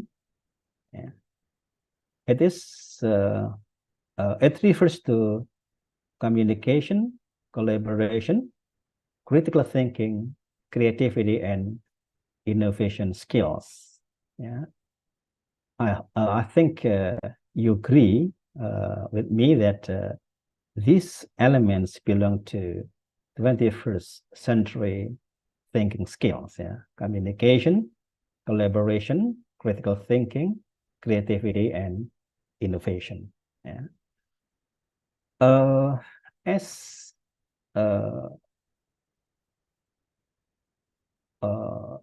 lecturers, or as the curriculum developer, we have to consider these three new literacies in our curriculum. Because it is something we must, it is these three new literacies are something we experience today in our life. So we have to provide the students with these new literacies. At least what I propose in this case is to make the students aware that these new literacies exist in our life. And once again, there should be a kind of norm of the criteria which we consider, in controlling, in facing the massive use of technology. Okay. Now, there are many types of, now we come to the next topic, which is the core of our talk in this morning, this artificial intelligence. It is a types of technology, via experiences nowadays. What is artificial intelligence? Artificial intelligence is a technology designed to make computer system capable of imitating human intellectual abilities. And there are some types of AI, and some of them are very popular in our academic environment. Among other things, like Google Translate, and then what else? Quillbot, and then ChatGPT and so on. Google Translate is a sophisticated neural machine translation service created by Google to facilitate the translations of text, document, and websites across different languages. With this application, we are able to translate the text easily, across different languages. For our context, it is easier for us to translate from Indonesian language to English language. I think it is very useful for us. Another types of AI is Quillbot. Quillbot is an artificial intelligence writing tool that assists users in improving their writing by simply entering the text and exploring the suggestion. I usually these AI tools to paraphrase my sentences, to avoid plagiarism, for example, and to make our sentences more academic. Because in this Quillbot application, there are some choices how to paraphrase our text, whether it is standard, it is simple, it is academic, and so on. So there are some choices, we can choose, based on our preference. The next is Grammarly. Grammarly is a cloud-based typing assistant that checks English text or language text for spelling, grammar, punctuation, clarity, engagement, and delivery errors. It also identifies plagiarism and offers alternative for the error found. User can personalize their language according to context, style, and tone. I usually use this to check my text, whether my texts are grammatically correct.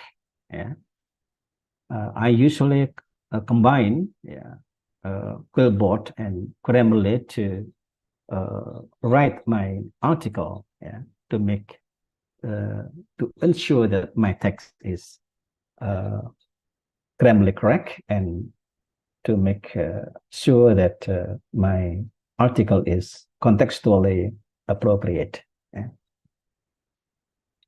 The next is ChatGPT.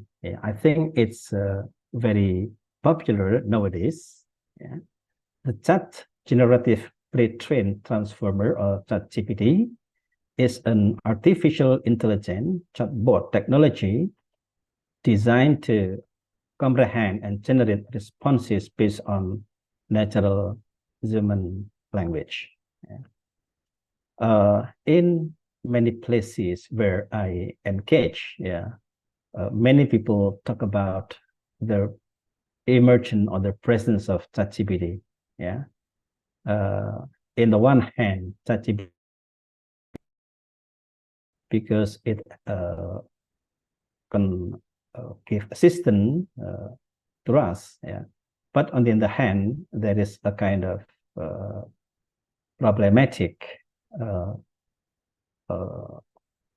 condition, because we are afraid that our students rely only this application without being aware that he or she should control whether the productions of ChatGPT is appropriate or proper. That's the problem we are facing in our life today. Okay. So besides Bapak dan Ibu, there are also some clever robots. We are witnessing in from at least from our mass media. We can say Sophia, CP2, Cheminoid, Cheetah robot, and so on.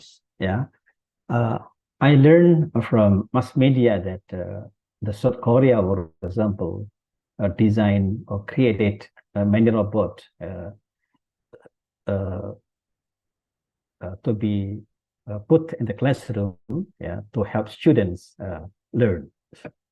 So the question is,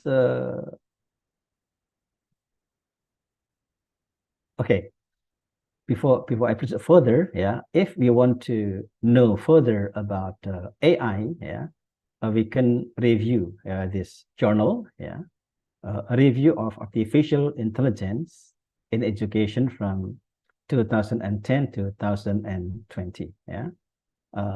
You may download this article and read and comprehend this in order to understand more about AI. Also, this article, Generative AI and the Future of Education, Ragnarok or Reformation, a paradoxical perspective from management educator. I think these two articles are very useful for us. Okay. Bapak dan Ibu, dear participant, the question is, can AI replace humans? This is the question people frequently ask in terms of the presence of technology and AI. Because like in South Korea, the governments of South Korea try to create many robots, to teach the students. So there is a question whether technology or AI can replace human. So the debate about whether AI tools can replace human in the life is a hot topic nowadays. But I'm confident to say that AI tools are just a technology, to increase productivity in people's daily life, including students. So technology is technology, and technology never replaces human being. It's my confidence. Okay. What about the use of AI in reality? Okay. AI has the potential to assist university students in enhancing their writing skill. It is just one example of the use of AI in ELT, in writing skills. I think there are some more areas where AI is very useful for the students.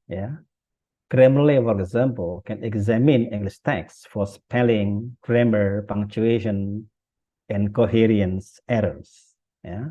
And then Quillbot can replace textual content to mitigate the risk of plagiarism. And ChatGPT has the potential to assist students in the process of composing academic articles. Yeah, and these are just the example of how AI is very useful for us. Yeah, especially for university students. Yeah, I myself feels that AI is very useful for the lecturers. Yeah, because what we call as the use of the presence of AI, yeah, can help me in what we call enhancing my task, yeah, more efficiently, more effectively.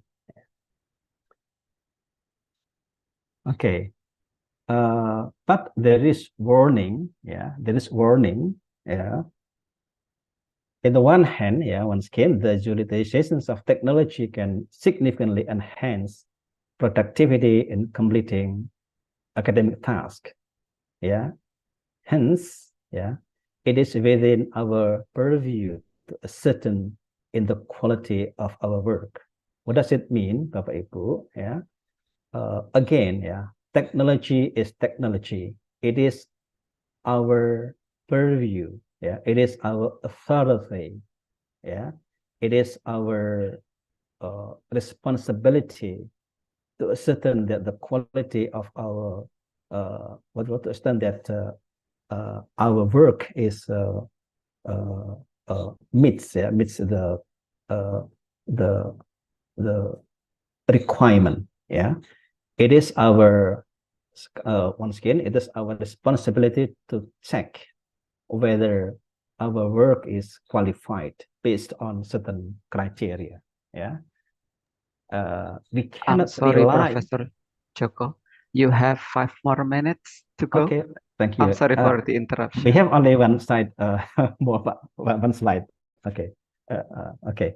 So once again, we cannot rely on the services and resources that technology offers us. Yeah, meaning that although we have technology, yeah, we are the master who control the use of technology in our work. That's the point, Bapak Ibu. Yeah. Okay, the last slide. Okay, this the example. Okay, I use Quillbot, Bapak Ibu, ya. I have one sentence, ya, printed in blue, ya. Lesson plan inform decision on what to teach and how to landscape classroom interaction. Yeah, when we enter this in Quillbot, yeah, there will be various variation, yeah, or some expression, yeah, which relate to the original work, yeah. I what we call I quote only for sentences which are derived from the original sentence, yeah. Number one, yeah, a lesson plan helps teachers decide what to teach and how to structure classroom interaction. Number two, a lesson plan serves as a guiding framework for determining the content to be taught and the strategies to facilitate classroom interaction. Number three, a lesson plan helps you decide what to teach and how to set up the classroom so that students can interact with each other. Choosing what to teach and how to structure classroom interaction is guided by lesson plan. These are the alternative, yeah, the Quillbot provides, yeah, and now it is our purview, yeah, to decide, yeah, which is the resulting paraphrase, yeah, we prefer most.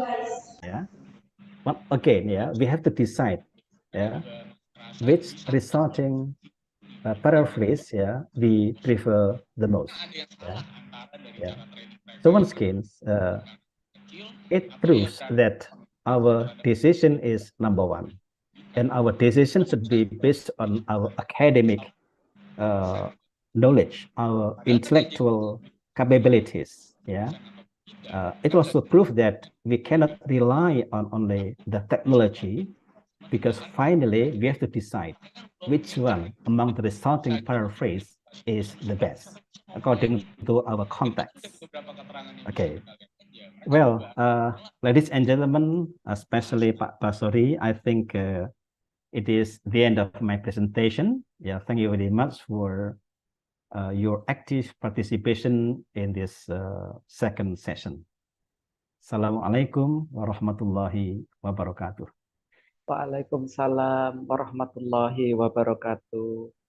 Professor Dr. Joko Nurkamto, thank you very much for the very profound and also visionary presentation about AI. I once encountered Prof. Joko that many students or me myself of the educate as the teacher, we oftentimes have a very negative stigma toward the AI because sometimes we think that whenever we introduce AI to the students, they will do the academic misconduct. But you seem the presentation of your slide enlightened me as the educators and hopefully the very young generation that are attending this presentation. So what I can learn from your presentation also that it is okay as long as we have to not really rely on the AI, because, and I also believe that I'm in line with you. It's just, to help us or assist us to be more productive. But AI, those type of technology is just the human production. Is so sometimes it contains error. Don't you think so, Professor Joko? Yeah, I agree with you, Pak Basari. Yeah. So Yeah. sometimes students really rely on them. Yeah. And then they even are smarter than the teacher itself, Yeah. Yeah. That's what we are afraid of, Pak Basari. Mhm. And of course, we do not hope that our students use the technology blindly. Okay. We strongly recommend that they use technology, especially AI, wisely. Yeah. What I mean by the wise use of technology is that, yeah, please treat technology as a technology which assists us, yeah, in completing our academic task, yeah, especially in our academic environment in universities, yeah. What we do not recommend is that, yeah, we only rely on the technology and we do not check again and again. Yeah. And I frequently review article, Pak Basari, and the resulting article is very funny. I probably the writer of the article, yeah, does not check and recheck. He or she does use the technology, yeah, and he or she thinks that the result of the technology or AI is more effective, yeah, than what they think. Yeah, that's what we do not recommend. Yeah, Pak Basari. Yeah, once again, we do not recommend that the students use technology blindly. Yeah, please use technology wisely. Yeah. Yes. And I will take that. Okay, as a consequence, yeah, we have to be clever. We have to be smart. Yeah. Make sure that our capabilities should be better than technology. Yeah. I think Pak Basari agree with me that AI is a corpus-based application. Yeah. And yes, I think human is still much better than technology because we have brains given by Allah Subhanahu wa Taala. Okay. Yes, I am on the same page with Professor Joko that because AI, like Quillbolt, Grammarly, they are produced by humans and then it's AI generated. So they contain something that might not suitable. And I'll take that also as the tips for the very young generation that use the AI widely. So this very wise word is from Professor Dr. Joko Nurkamto, who has a very huge experience in the education and also probably in the area of AI. Once again, thank you very much, Professor Dr. Joko Nurkamto, for having and then share the very valuable knowledge with us in the International Students Conference today. Very insightful. Please come swing by Professor Joko whenever you are in East Java, especially in Malang. We'll be more than happy to welcome you. Yeah, sure, Pak Pasari. With pleasure. Okay. Thank you very much, Professor Joko. Please do not leave this room because I am mandated by the committee to have a photo session before we end our program of this very morning. Mas dan Mbak, ladies and gentlemen, distinguished presenters and also participants, please kindly turn on your camera if you're able to do so.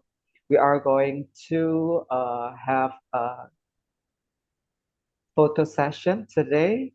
So I will give the committee to screen capture, take a photos. It's such an honor because we have Professor Joko Nurkamto and also Prof. Yu in our room today. Let me know when you are ready. And that way I can close the program. Are you ready?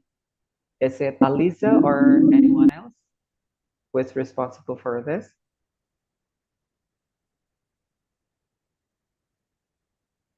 All right. So we will begin from the first slide. Please kindly give your very nice one so that we can take a picture of yours. Right, one. Okay, let's go. 1, 2, 3.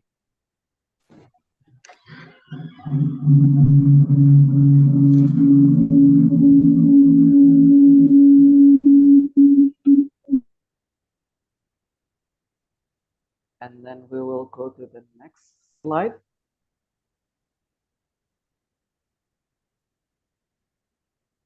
One, two, three. Then we come to the last slide, everyone. So please kindly turn on your camera so that we can capture your very beautiful smile this very morning. All right. So I think that would be all. I have captured all of your pictures. Allow me to thank you once again for this very great opportunity to become the moderator.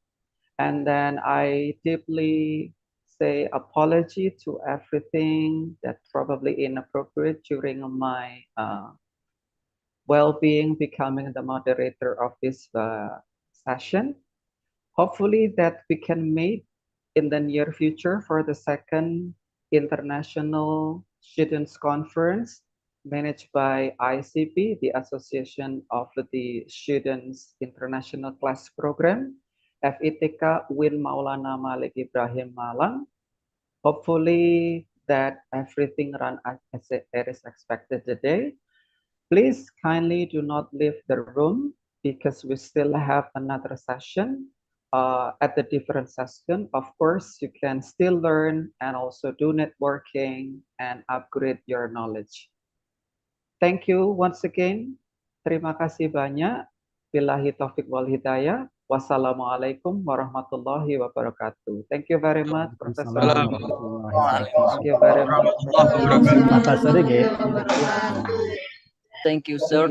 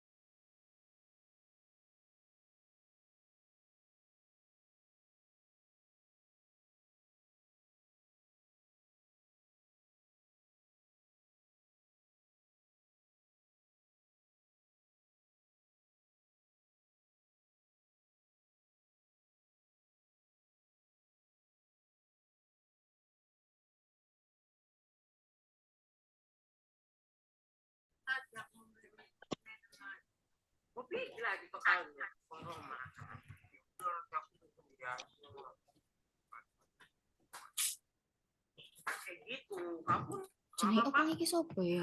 Tiba-tiba mintanya, orang lagi banyak yang utang pun. Ya tahu. Jadi nanti malam pula.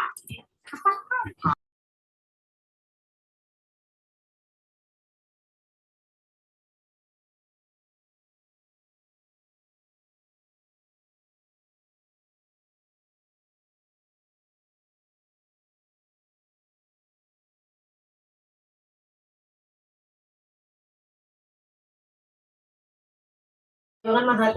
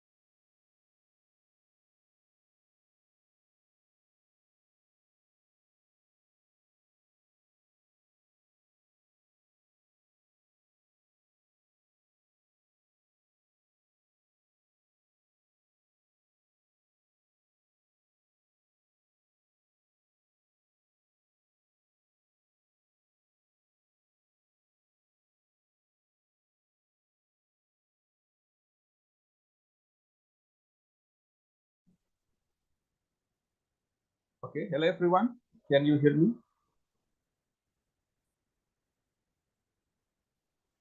Okay. Welcome to the second plenary sessions of International Students Conference. This is the first, which is held by Students Association of International Class Program, Faculty of Tarbiyah and Teacher Training, Universitas Islam Negeri Maulana Marzuki Malang. First of all, I would like to say thank you so much for coming and joining and still stay, because we have already this for meet from the first planning sessions in the morning. Now we are going to continue with the distinguished speakers and wonderful speakers. And first already join with us in this room, I have to say hello to Professor Nada Ratkovic from Croatia. Okay, thank you so much. And I think good morning from Croatia. Is it right? Yes, very good morning. Good All right. morning to all, to Indonesia. Good morning. Honored, grateful to be here. Thank you so much for joining and spend your time and your energy. And also our second speaker, Professor Dr. Chris Zita from Philippines. Hello, Prof.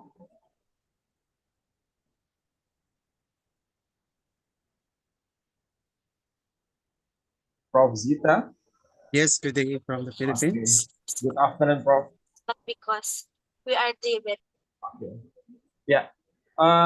Without taking any further, here all of the participants, I would like to start our second plenary sessions. But before that, I have to read the rules of our online seminar.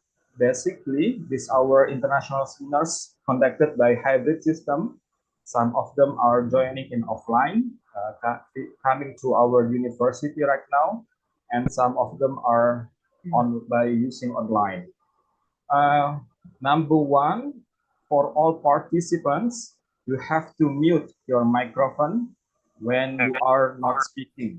So it will be disturbed when our distinguished invited speaker will present their presentations. And second, you can keep your video on if you feel comfortable. So it will be better if you are in online, you can show your beautiful and handsome face in our video Zoom meeting.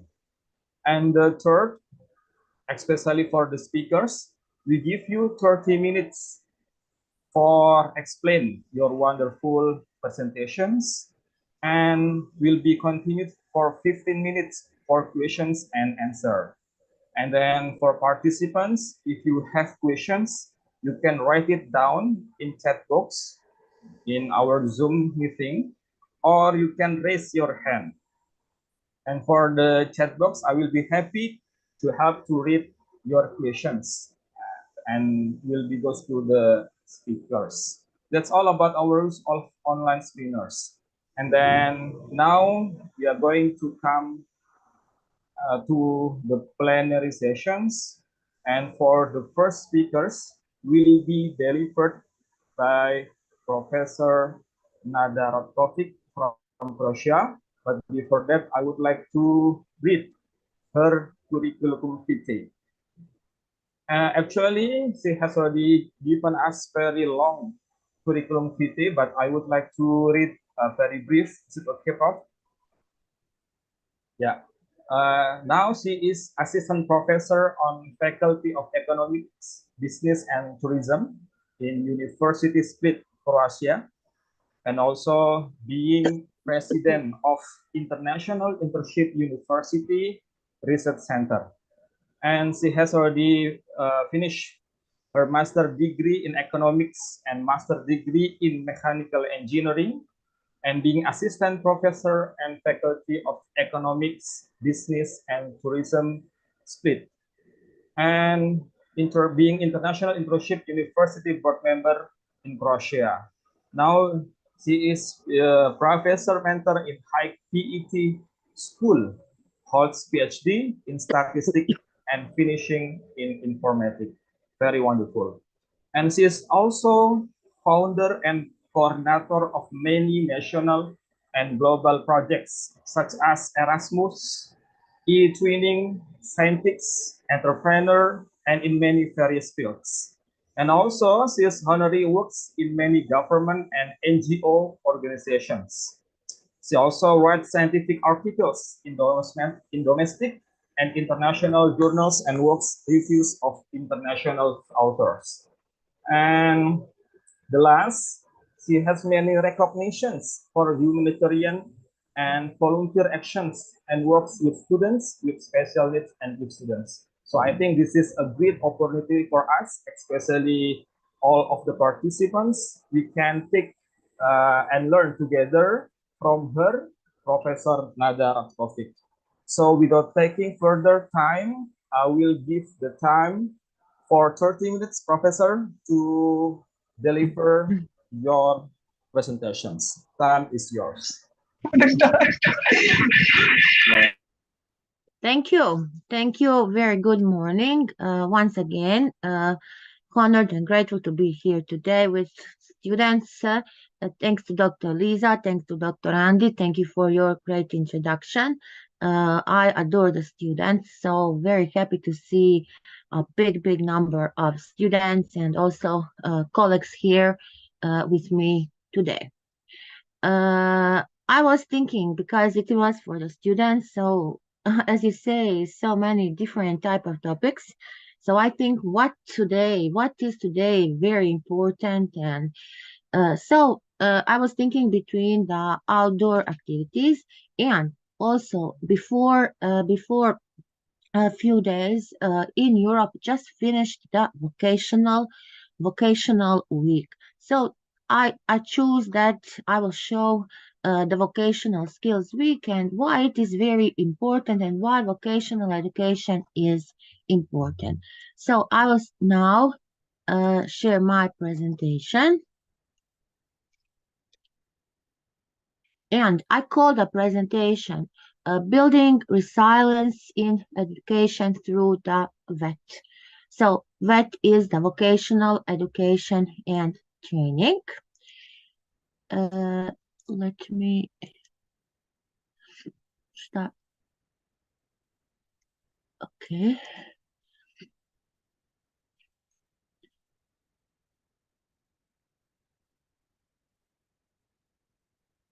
Okay. All is visible. So here you can, Professor Nadarat, coach coming from Croatia, working on the Faculty of Economics, Business, Tourism, Split, working in a high-vet school, Srednja strukovna škola Banja Josip Jelačić, and etc. So you make a great introduction. Coming from Europe, you see here so many logos Professor Nada put, because that is very important for our education. For our education, it is important to be a part of this Erasmus Plus project, to be a project leader of the e-twinning project and the projects from the European funds. That is a big opportunity. That is a big opportunity to go, to learn, to share your knowledge and collaborate with other colleagues. And for the students, this is an amazing opportunity because why we choose this project? We choose this project because we need to find something that students will learn that they cannot learn in our country. So here you see this is my school, this is my university, my town, growing through learning through the Europe and growing on this national level. IIU is one university where I work honorary, and it is a virtual, one of the most biggest virtual university. So here students also can learn, especially here I'm leading the research center, and so many opportunities for the professors and for the students to join a global community. Thankful for being here. So let us start. Every great achiever is inspired by a great mentor. We are great mentors. We are here, and that is our mission. That is our mission to be with our students, to bring them everything what they need for the life. I can say we almost spend the most time with our students. I have some subjects when I'm with my students at the week, 8 hours. So I'm like their parent. I'm like their professor. I'm like their friend, and that is important today. How to work, how to collaborate, how to communicate with your students. So let me start from the educational system in Croatia. You see, we have the primary, and it starts from 6 to 7 years, and then we have this secondary education. First is the general high school, then are the vocational schools and the trade schools. uh, the biggest problem for the economic growth, for the social growth is today that we have so many professions where we don't have the production, we don't almost the things are so if we don't have production, uh, it is not the same.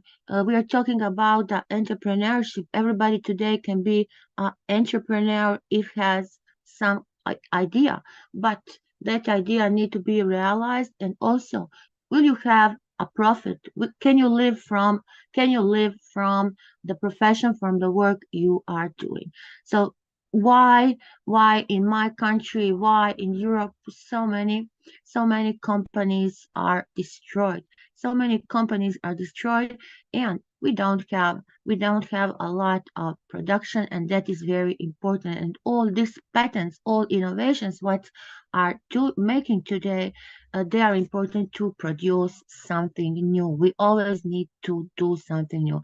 So that is, we in general high school are getting the general knowledge. In vocational schools, students are getting knowledge, brushing the skills, getting the new skills. And from vocational school, you can almost, if you don't have an opportunity after that to study, you can already start to work. So that is why it is very important, this vocational school. And we have the trade schools. Trade schools are beauticians. They are almost sellers, uh, drivers. So in technical school are vocational schools for nurse, or only in Croatia. From these schools, the school for the nurse is 5 years. And we have this for the education. 2030 is almost here. We started from 1990 and talking about the education for all. But are we ensuring this equitable, inclusive education for all? We know the situation in the world. There are so many students who are leaving the school, and also so many students who don't have opportunity to go to school, still not going to school from the rural parts. And before we start about the topic, I want to say that we need to love ourselves, and selfing our love to make a resilience. What it means, resilience? Resilience today is very important for us, and it is giving us the things that we have, how to challenge the experience. Today we have so many problems. We are under the stress. We need to know how to lead our problems. So according to the APA, resilience is ability to withstand adversity and bounce back and grow despite the life downturns. We all have the downturns, especially you, my dear students. You are always thinking about the problems, and where is no problem, you are making a problem. So we here need to empower you how to adapt in different type of situations and move forward. And if we know that I said at the beginning, we are educators, we are your parents, and we are like your friends. We need to take care about your mental health and about all what is happening with you. And we need to recognize that in the moment. So don't never think that you are for us just a number. We know each of you. We know each of you. Each of you is very special for us. So this is the importance of being an educator, especially if we are living in this hard world. We are living under the stress, and we are still in the post-pandemic era. And if we put on that the fifth era of the information communication technology, everything is merged. Everything is merged today in this. So we need time. We need to have a strength, and we need to help you, and you also need to help to your colleagues, because you need to have a friend, and friend don't need to suffer. Never give your colleague to burn out. And this type of living and how much we learn and how we live is bringing that burnout and stressful life for all of us. So remember this 7 C's. Remember these 7 C's: competence, confidence, connection, character, contribution, coping, and control. This is for us. This is for all of us. I will explain each other of this. And then they are working on these 5 principles. These 5 principles are gratitude, always gratitude. I'm so gratitude to be today with you all here in amazing school with you. This is for me a honor. Compassion also. Acceptance. Are we accepting each other? Are we first accepting us? If we start from ourselves, we need to love ourselves. Then when we love ourselves, we will love everybody. So this is the meaning. And forgiveness. Always forgive. All forgiveness, we need to have that forgiveness. Maybe your friend hurt you. Maybe you are angry on your professor. Maybe you are angry on your parents. And you always say, I will never forget you, that what you do for me. Forgiveness is coming from God. We need to forgive each other. So that is the way how we are moving, how we are climbing through our life. Our life today is very hard. So we always try, so many times we will start doing something and stop. But we will never stop on the real way, because if we stop, we will again move up. And that is that we need to be very optimistic and always put a smile on your face. So this is the ability being competent. You need to know how to handle the situation. So many hard situations. And that is for us and that is for you. You know, when you are making a project, you are a team leader, like example, you need to know how to lead your team, how to finish all the tasks you get for that project. We have famous Dr. Ginsburg, who is explaining us about the confidence, about all these 7 C's. So true self. We need to learn, we need to trust ourselves. And then we need to do this in the real life. Real life is here. Everything. We can have an imagination. Who knows what Professor Nada wants, how many ideas. Maybe today she would like to be in Indonesia, to be with you in live. So we are here. We are connecting. We are providing things. We are together. Character, build character. Whole life we are building our character, and it is very important how to contribute to to your to your environment, to your society. That is very important. Giving a contribution to all what you are doing. Copying. don't you can learn to copy, you can learn to copy with distress, but don't copy the things. You need to be, you are always unique, you are special, you are original. And learn how to control yourself, especially uh today. Nobody can listen, nobody, everybody is angry for a minute. uh so many people cannot control themselves, so we need to learn how to control ourselves, how, because that is important for all the things, for all our decisions, and that is the way how we build everything around us. So a professor Nada comes to the vocational education and training. uh, all this, all everything, as I say, what is not general is a part of vocational education and training. In my country and in Europe, there is a big reform in this education. The system is going on the modular program, and the system will be the same like on the universities. There will be other way of grading.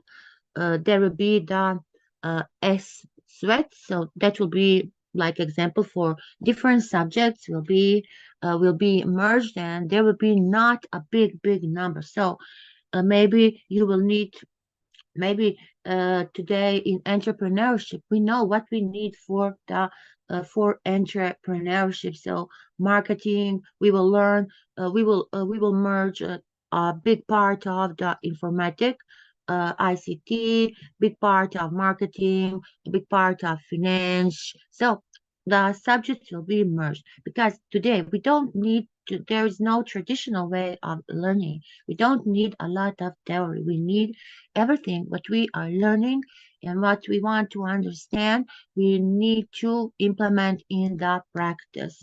So talking about uh, talking about some machines who are producing something, when you are trying to make a new product, if you want to be something, something, I can say this is the part where we are really practic, and when we can say we can do that with our hands, with not only with our minds, with our hands. So the curriculum is different. See how the things, these are the few things about this type of education. How many students are enrolling in this, how many students are leaving this. This is for you. What about the women? Do the women have a same access like a man? So here is also talking about the gender equality. All 17 SDGs are important, and we know that education is the SDG 4. It is, and I say, equitable and inclusion education for all. So this I choose these countries, and they are not a part of European Union, like my country Croatia and Bosnia, Bulgaria, Moldavia, Serbia.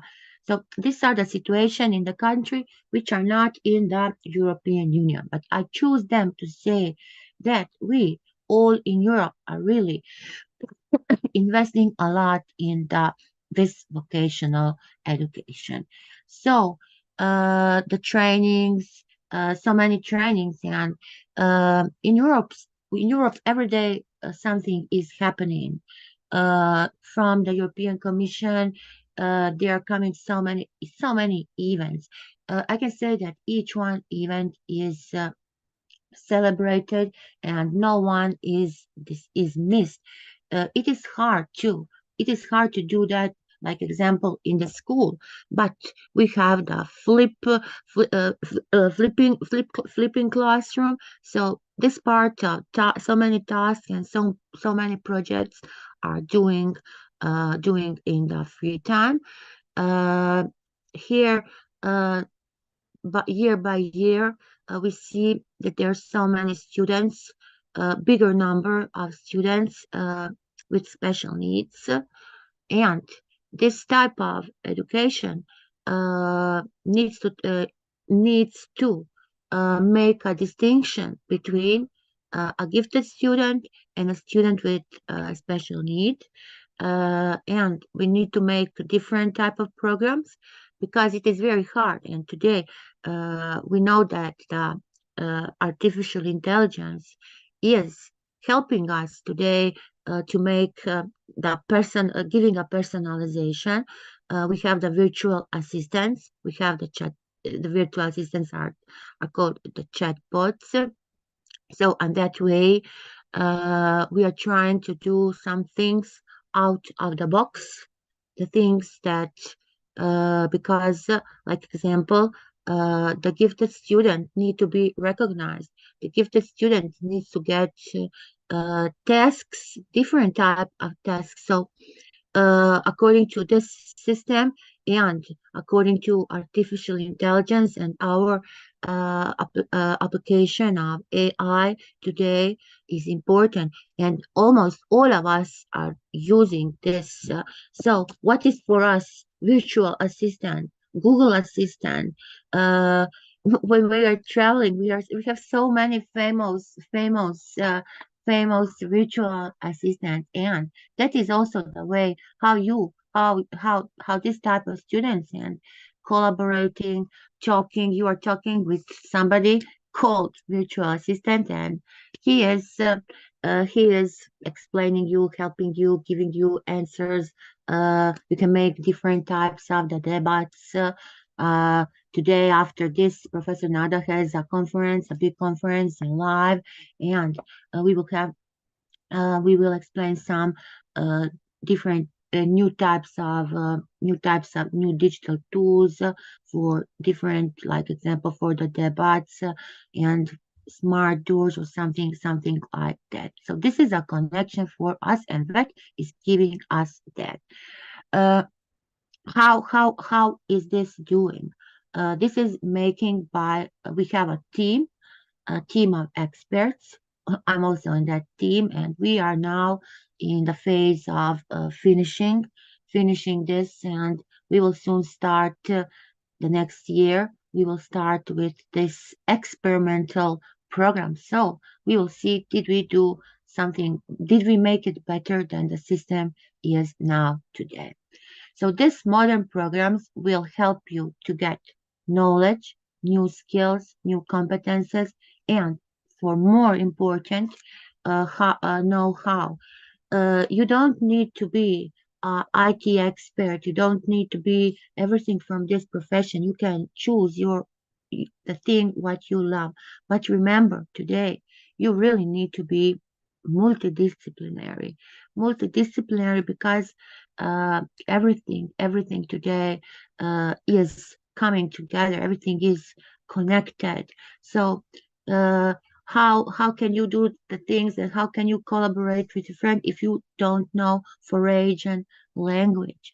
Then that is important. How will you do and ask something the virtual assistant? How today the famous ChatGPT? So I want to also say that we have so many scenes, pros, advantages, disadvantages, but uh, we also can make so many things, still make so many things, and not always be depend about only the ICT. So there's different systems. Even Professor Nada is showing you here what are the most famous 21st century skills: digital literacy, financial literacy, eco literacy, media literacy. You need to be literacy. So uh, from this, you are building after literacy, you are building your new competences, and that is the way how we can build and how can we focus on the learning.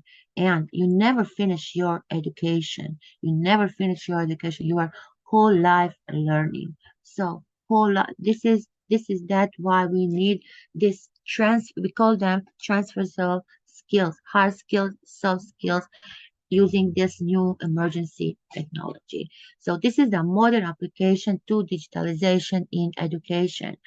Uh, when we are making the lectures, when we are making our workshops for you, dear students, we always start from the outcomes. We need to know what will you get after the lecture? What will you get after the workshop? So here in this middle of the circle, you see in this I pedagogy wheel, we are using them. So if we are in the field of ICT, we use the summer model. If we and then for all other things, what we are doing, summer model with the Bloom's taxonomy, because for us we are for us is very important that when we are explaining, when we are giving our lecture, when we are making experiment, focus, everything what we are doing, we need to have the first income that you understand us, that you are understanding us. If you don't understand what we are talking, what we are doing, you will not also remember that. After are going the higher, we have this low slots and high slots. After we can be in a situation to apply something, to analyze the things. We know that we need to know how to analyze a table, analyze a graph, analyze a figure, everything what we are making. For us, interpretation, when you are doing a research project, the numbers don't mean a lot for us if you don't interpret what you get. Your results are for us very important. Then is going the creation and evaluation.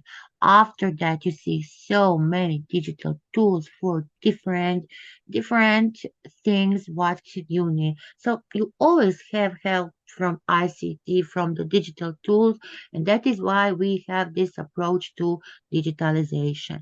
But also, I say, if in the field, like example, if we want to be a design thinker, we have so many programs for making your patterns, but sketch is also very important.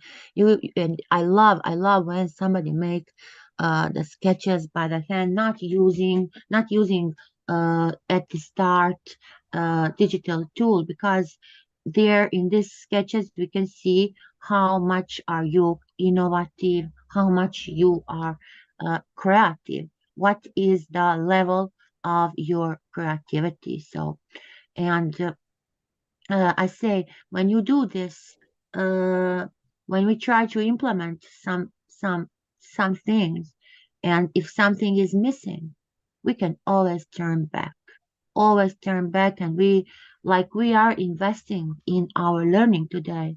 That is also how we are doing our tasks, and we are. It is like puzzles. It is like puzzle. We are putting 1, 2, 3 puzzle, then we stop again. We are making this. So this is very important for us to learn to manage ourselves different in today I start with this brushing the skills, because having the skills is very important for you. If you have the skills, you will have a knowledge. So learn to manage yourself. Always focus on the things you are doing. Be adaptive. Maybe today, your task is not going, uh, and the situation is changed. You wanted to make it now. You find a problem. The problem is there. So be adaptive, and always take a initiative. If you don't take a initiative, nobody will know that you want to have that. You need to start with an initiative, and that is important. We need to see that uh, uh, we always need to have a feedback, and from that feedback, we will know, did you understand us? How do we need to help you? Also, what is for us a good feedback? We are communicating, and we have the verbal and non-verbal communication, expresses of your face, especially uh, it was when somebody say, yes, we have the online education.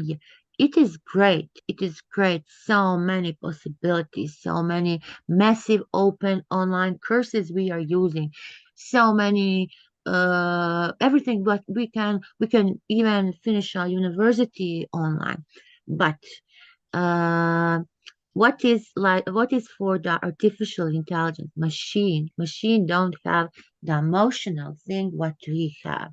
So that is important also, our emotional feelings. So learn to manage yourself, learn to work with others, learn to communicate, collaborate, feeling. Don't, there's so many. You think if you always express your feeling that that is great, but sometimes you need to know that also you don't need to express the feelings to everybody. Today, so not all are trustable, not all around you are your friends, but feeling is good, but don't show when somebody, don't be hurted. Try, we say at the beginning, we need here this 7 C's. We need to learn how to control ourselves and be a leader. Everything today, uh, when somebody say a leader is not only entrepreneurship. We professors are leaders. We are great leaders. Pardon, Professor Nada is a little sick nowadays. And you are like example leading your team, leading your classroom, leading your group. So try to create always a change. If you see that the things are not that you are not on a good way, that things are that things need to change, create a change. Your critical thinking is giving you an opportunity. You need to make a sense. Curiosity is for you important, because if you are curious, that will help you to create a change. You don't need today. Don't be passive. Don't be passive. Passive is not good. So do this. And when we merge all of Excuse this, me, Prof. Nada. I yes, interrupt you. yes, Your time is about 5 minutes. already 25 minutes. Already, actually.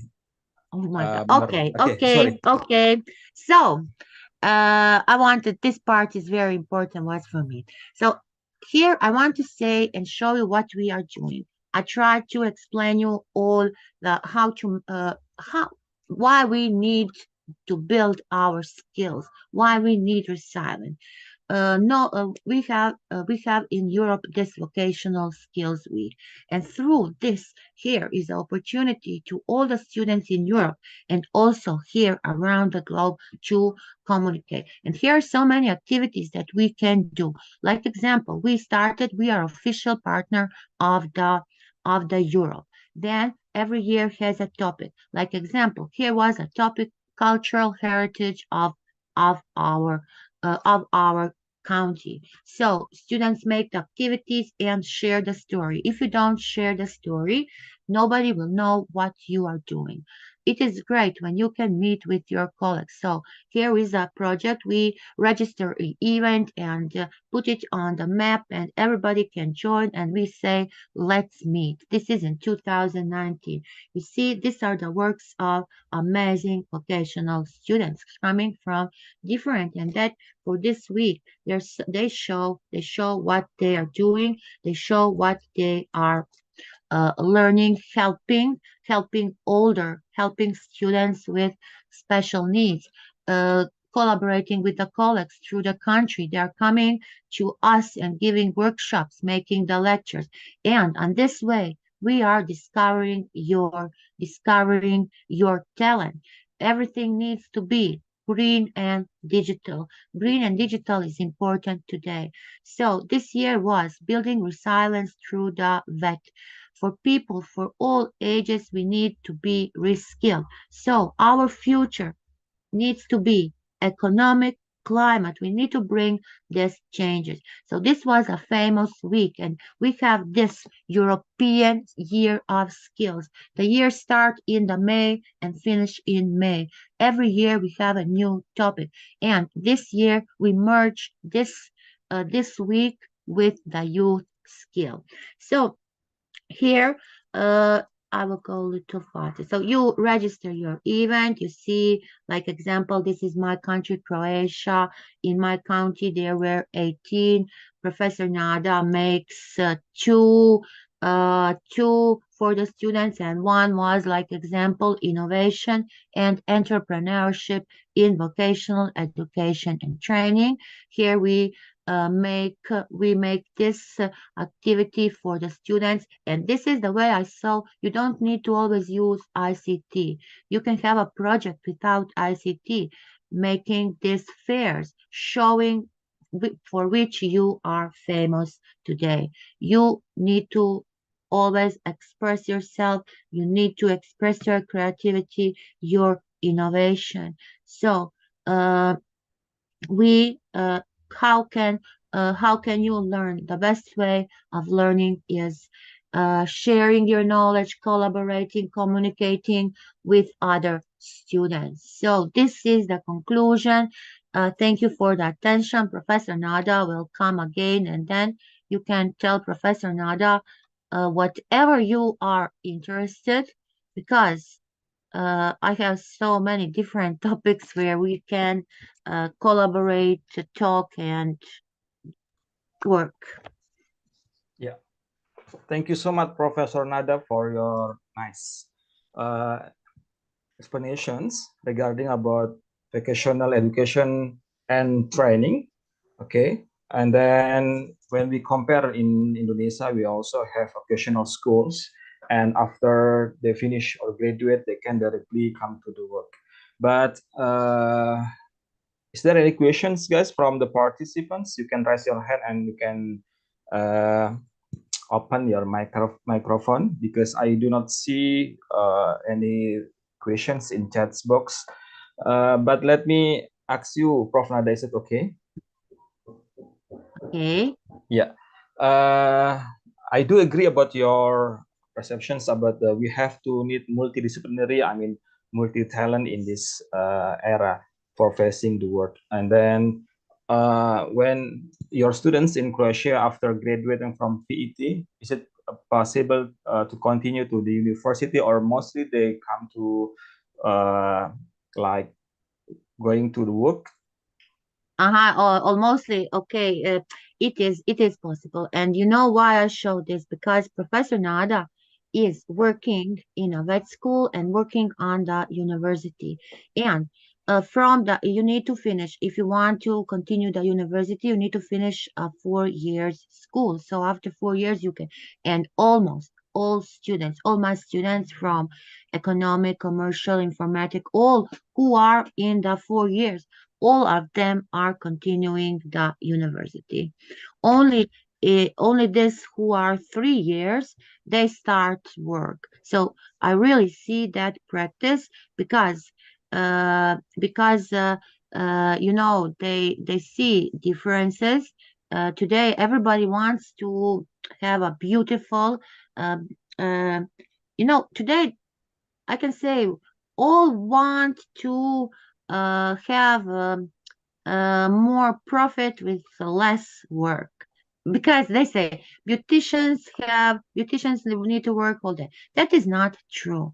I can say today, if you have a good vocational profession, you can live better than a university professor. I see that, and almost all professors who are working in the school, like example, they are all working something private or in or other jobs. So in Croatia, people almost work have two jobs. All right. Thank you so much. Okay. I hope that later on we can have collaborations between Malang and also Prof. Nada. And we have Professor Lika Raskova here, our director. Would you like to say something, Prof. Lika, to Prof. Nada before we continue to Prof. Zita from Philippines? I know Professor Zita is a great friend. Well, we are all friends here. All Because right. see Okay. how the world is small. Our beautiful Professor Dr. Lika, I love her and thank her. and professor, really, whatever topic, because we need to we need to empower our students today. This morning, I want to empower these amazing students because you can do everything what you want to do. Okay, thank you so much, Prof. Nada. I hope that all of the students here can be motivated, more struggle, and also Nobody didn't write nothing. Nobody. I and think that Professor Nada is have a hard topic for them today. yeah. Thank you so much. It is a live topic. All right. Yeah. Okay, thank you. So now we move to our second distinguished speakers. Will be delivered by Professor Dr. Chris Zita from Philippines. But before that, I would like to read a brief curriculum vitae. Start from his educations. Oh, sorry, Bulika here. Let's give our biggest applause to Oh, right. Professor Nada. Oh, really sorry. Thank you, Bulika, for Thank reminding me. you. Please, all the participants, give applause to Prof. Nada for her presentations. Wonderful. Thank you so much, Prof. Okay, something's very I miss. Thank you so much, Prof. Lika. No, it is great. No. Sometimes I feel nervous being a moderator. Okay. Okay, now allow me to continue to Prof. Dr. Chris. I read the brief curriculum vitae first. Dr. Professor Chris, he's now graded from Doctor of Philosophy in Educations, candidate major in Educational Management, and also he has already graded from Master of Arts in Education at 2017 from Academic Excellence Awarded Major in Administrations and Supervision. And then for honoris causa, he has Doctor of Philosophy in Public Policy and Administration, Asian University International on 9 October 2022. And also Honorary Professor in Education, International Security and Strategy Studies College on 3rd February 2022. And about his professional experience, now he's being a head of the English department in Dr. Juan Pastor Memorial National High School in Batangas, Philippines. And then he also joined a lot of seminars, trainings, workshop, and conference attending, such as now. Thank you so much, Professor Chris, for attending the first our international seminars. And then hopefully you can give a bright explanations to motivations for our students. Without taking any further, now I give you the times 30 minutes to deliver your wonderful presentations. Time is yours. Okay. Am I audible? Okay, Prof. You can start. You can begin.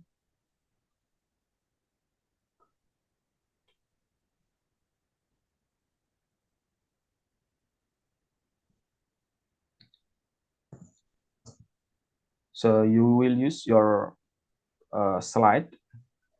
Yes, I will. Yes. Okay. Yeah.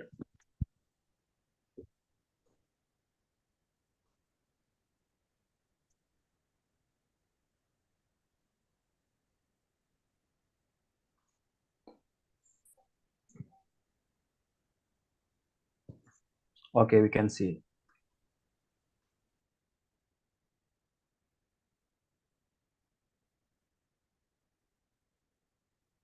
Okay, I hope my presentation is now on the screen.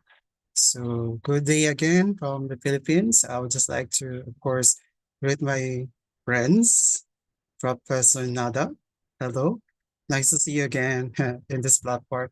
And of course, my sister from Indonesia, Professor Raskova. Hello there.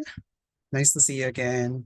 Nice chatting with you. Okay, so my topic has something to do or has a relation with the topic presented by Professor Nada, because we are in the 21st century and we need to develop or improve the life skills not only the life skills, but of course, different skills that are intended for our learners to be developed.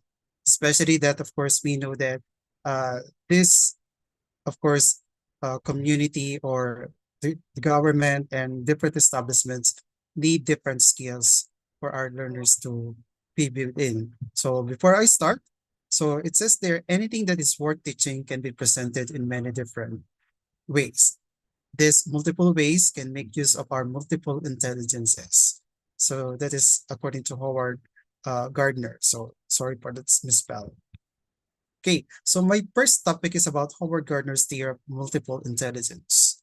So the theory of multiple intelligences has been the result of learning research over the past few decades. And of course, we know that this hypothesis basically says that everyone learns differently and uses different intelligences in their daily life. And of course, some people learn best in linguistically oriented environments. That means this has something to do with writing and reading. But whereas others learn best in environments focused on mathematical logic, others gain the most from body kinesthetic intelligence or hands-on learning. Every individual has some degree of its intellect, but there is always a major intelligence that predominates. Howard Gardner started the field of multiple intelligences study in the early 1980s, and it is still ongoing. Why is it still ongoing? Let's try to find out. So Howard Gardner, who is of course a professor at Harvard University, was the first to categorize intelligence into 7 distinct categories. That is 7. But of course, as time goes by, Gardner states that this theory, which was discovered through cognitive research, that says documents the extent to which students possess different kinds of minds and therefore learn, remember, perform, and understand in different ways. Okay, moving on. To be precise, the theory states that we are all able to know the world through language, spatial representation, mathematical reasoning, logical mathematics, mathematical analysis, the use of the body to solve problems or make things, an understanding of other people, and an understanding of ourselves. Okay, so this lies the strength of these bits of intelligence and the ways in which they are integrated, which are called upon accomplish or to accomplish in various jobs or different professions that we need to endeavor in the future, just like our young generations nowadays. And so Gardner argues that, of course, according to him, a contrasting set of assumptions is more likely to be effective in education. Students acquire knowledge in distinctly different ways. So there's always this phrase that I say that no one or one size does not fit everyone. So there's no one size fits all process. Okay. So Gardner argues that there are several intelligences present in every human. It is possible to either build and nurture these numerous intelligences or to ignore and weaken them. His research in 1991 discovered 7 intelligences. But since then, he has come to believe that there are a total of 9 intelligences. That's why I will be showing you or presenting to you these 9 multiple intelligences, and which will support the presentation of Professor Nada a while ago. That's why do we need to really deal on these multiple intelligences? Because we know that nobody is the same, or there's no such thing as clone or same perception or same IQ level. Okay, the first one, of course, is what we call the group of verbal linguistic intelligence. So this lies, of course, excellent linguistic abilities and awareness of word, rhymes, or rhythms, sounds, and meanings. So a child with strong linguistic verbal intelligence has a strong command of language. So their primary concerns or their, of course, focus is on language skills. So youngsters with linguistic verbal intelligence enjoy reading and writing in books. So they have excellent verbal and writing communication skills. So that's their forte or their expertise. The next one is, of course, everyone knows that this is the most difficult one. But of course, there are these learners who are, of course, engaged or are, of course, mathematical logical intelligence capable. So the aptitude for abstract and conceptual thought, as well as the ability to recognize logical or numerical patterns, the capacity for logical problem solving, interpretation, and knowing, and of course, analysis as logical mathematical intelligence. This kind of intelligence is demonstrated by a student's ability to answer math problems more quickly than others. So we may be able to at least get to know our students why some are fast in answering mathematical abilities as compared to others, because of course, because of these 9 multiple intelligences. The third one is musical intelligence. So from the word itself, this group are inclined in music. So they have the capacity to recognize, pitch, timbre, and rhythm. So they are able to identify, compose, and perform musical patterns and composition as referred to musical intelligence. Okay, so the next one, or the fourth one, is visual spatial intelligence. From the word visual. So this is the ability to correctly abstractly visualize, to take in pictures and images. And of course, students with this intelligence are able to comprehend and perceive the visual information around them. Students that possess high levels of visual spatial intelligence are adept at deciphering images or knowing the meaning of each images and recognizing different hues. They are involved in imaginative activities that stimulate their creativity. While the fifth one is bodily kinesthetic intelligence. These are the sports inclined individual.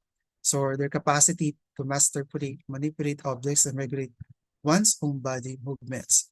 So learners possessing bodily kinesthetic intelligence are able to use their hand-eye coordination and physical coordination to comprehend information. Next, we have the interpersonal intelligence. Their ability is to recognize and react suitably to other people's emotions, motives, and desires. And of course, as compared to other students, those with high interpersonal intelligence find it easier to form relationships. So these are the sociable person. They can easily have friends anywhere they go. So they typically excel in group activities and then have a large social circle. Because they are socially adept, they typically adjust to new environments with ease, or as easy as that. Okay, in a minute, they have their friends already. Next, we have the intrapersonal intelligence. So this is the vice versa, or the other side of the interpersonal. Their abilities to be self-aware and sensitive to one's own emotions, values, beliefs, and thought patterns. Learners with this interpersonal intelligence are very self-conscious. They are aware of their motivations, emotional states, and motivational drivers. They also find pleasure in introspection. Additionally, they typically prefer working alone to in groups, meaning they better do some things alone rather than performing or being within a group. Next, we have the naturalist intelligence. So from the word itself, naturalist, nature. So their capacity to identify and classify natural items, including plants, animals, and other objects. Pupils with strong naturalistic intelligence are those that adore nature in general, including plants, flowers, and many others. So they are inclined to go outside and care about the environment. So these are the people who are into, of course, nature loving, or they would like to seek adventure into going with nature. So communing or partnering with nature. Next, we have the existential intelligence, the awareness of and aptitude for addressing difficulties about the existence of humans, such as what life is all for, why we die, how we get there. All individuals have some degree of intelligence, but most will have more dominant intelligence that affect how they learn and engage with environment. Okay, here are the different learning styles or activities that we can really give to these multiple intelligences and are able for us to at least make them engage and develop their intelligence, and of course be able to at least use these intelligences to their gains. Okay, so for the visuals, so there are visual media, or visual media helps students acquire concrete concepts such as object identification, spatial relationship, or motor skills. So we have printed words, While the printed word is the most common method of dispensing information, some argue that audio is superior. So sound media offer a stimulus for sound recognition or recall. Then we have motion that depicts human performance so that learners can copy the movement.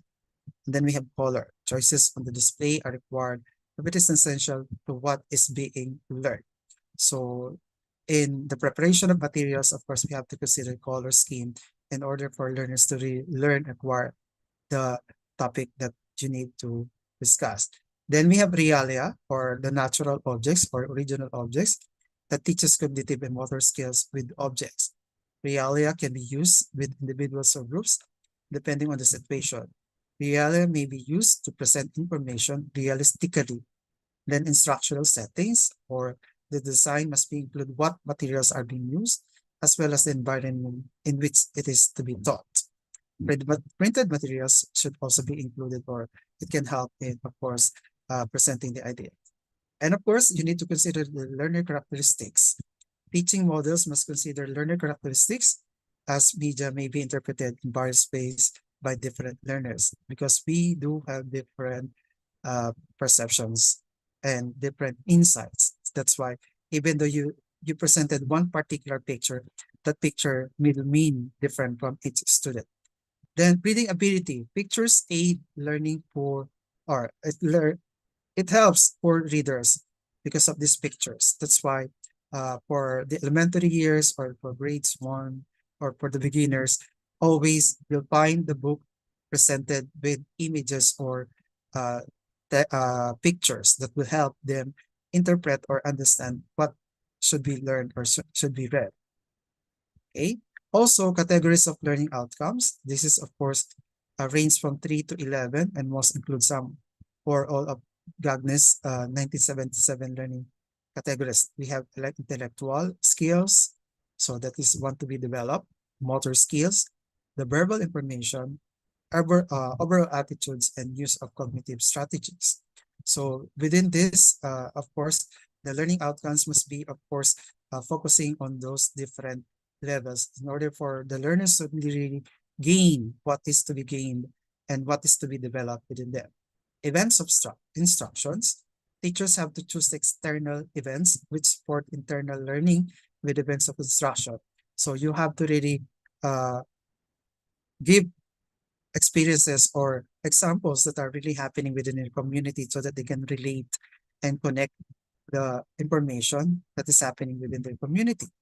Then we have the performance. It is important for students to perform tasks. So what they have learned or what they have gained must be presented through what we call an activity or a performance task. So the elicited performance can be categorized by the type. You can either have it covert, overt, motor, verbal, constructed, and select. Media should be selected, of course, depending on the needs and on the level of the learners. So multiple intelligences in the classroom and a new perspective in multiple intelligence covered with, of course, benefit from understanding multiple intelligence indicates that Gardner theory has received favorable feedback from educators. Numerous educational theories have adopted it until nowadays. We can never go, or we can never teach, or we can never have our training or our teachers or future teachers to study teaching or to become an educators in the future without learning about this Gardner theory of multiple intelligences, because these are the focus of the teaching and learning processes. So having a toolbox with a range of ways to offer knowledge to students is useful for boosting learning accessibility for all students. Getting to know our learners will mean that we will be able to at least impart, acquire, present, and plan activities and lessons that will engage them and will improve their capabilities and abilities. Because we want to develop this tool set, therefore it's crucial to acquire continuing information about students' strengths, challenges, interests, and dislikes. Because this is very important in able to be able for us teachers and future teachers to really make activities and learning fun and easy for us. So current research supports providing multiple learning settings and activity activating students' senses. Just like Hamari et al., which was conducted in 2016, found that playing learning games improves learning. That's why nowadays we have gamification, or the word gamification, because we integrate games into different activities that will, of course, make them think that the lesson is fun because they are just playing without knowing that they are engaging themselves to be worthy enough or to really acquire what is to be learned. In that manner, teachers will be able to reach more children more successfully if they are allowed to abandon the conventional, visually based techniques of instruction. Teachers will find that pupils are more productive, more receptive, and more eager to participate in the learning process when they are taught to the dominant and, of course, learning intelligences. It is time for school administrators, teachers, and, of course, educators to take note of new strategies that can be effective based on the research of Howard Gardner and the other scholars who have followed, as so many educators have already accepted this notion. Okay, I hope everyone are still inspired or highly spirited in the overflowing intakes of learnings. And now I will be presenting to you a set of educational system, which of course will be able to transform the learning environment and the way lessons are to be conveyed as emerged by the 21st century, coupled with the different catastrophes and issues. Because nowadays we are experiencing not only health problems, but of course, the recent war in different countries and different calamities, and of course, the previous one, the pandemic. So, because the United Nations says that education sector cannot just sleep or freeze because of paralysis amidst shutdowns and closures. Schools may be disrupted by learning, but learning, of course, must continue. This is the statement of the United Nations or the UNESCO in the Education 2030 Ancient Declaration and Framework for Action, which emphasizes to implement flexible classes and to ensure that learning still continues despite school closures or school disruptions. Okay, what am I telling you about? So let me discuss about co-teaching and collaborative accountability in virtual learning. Why do we need to still study virtual learning, even though the pandemic had been or had ended or stopped? So, and of course, the pandemic or the issue about these different shutdowns had been lifted. Okay, so nowadays we have what we call hybrid learning. So that's a combination of face-to-face or asynchronous and synchronous activities. That's why many colleges and universities are now employing what we call blended learning or hybrid learning. So again, combination of synchronous and synchronous. So we can never do away with what we call virtual learning. And as Professor Nada had stated, many colleges, universities, or many professionals nowadays have completed their degrees, even their doctorate degrees, virtually or online.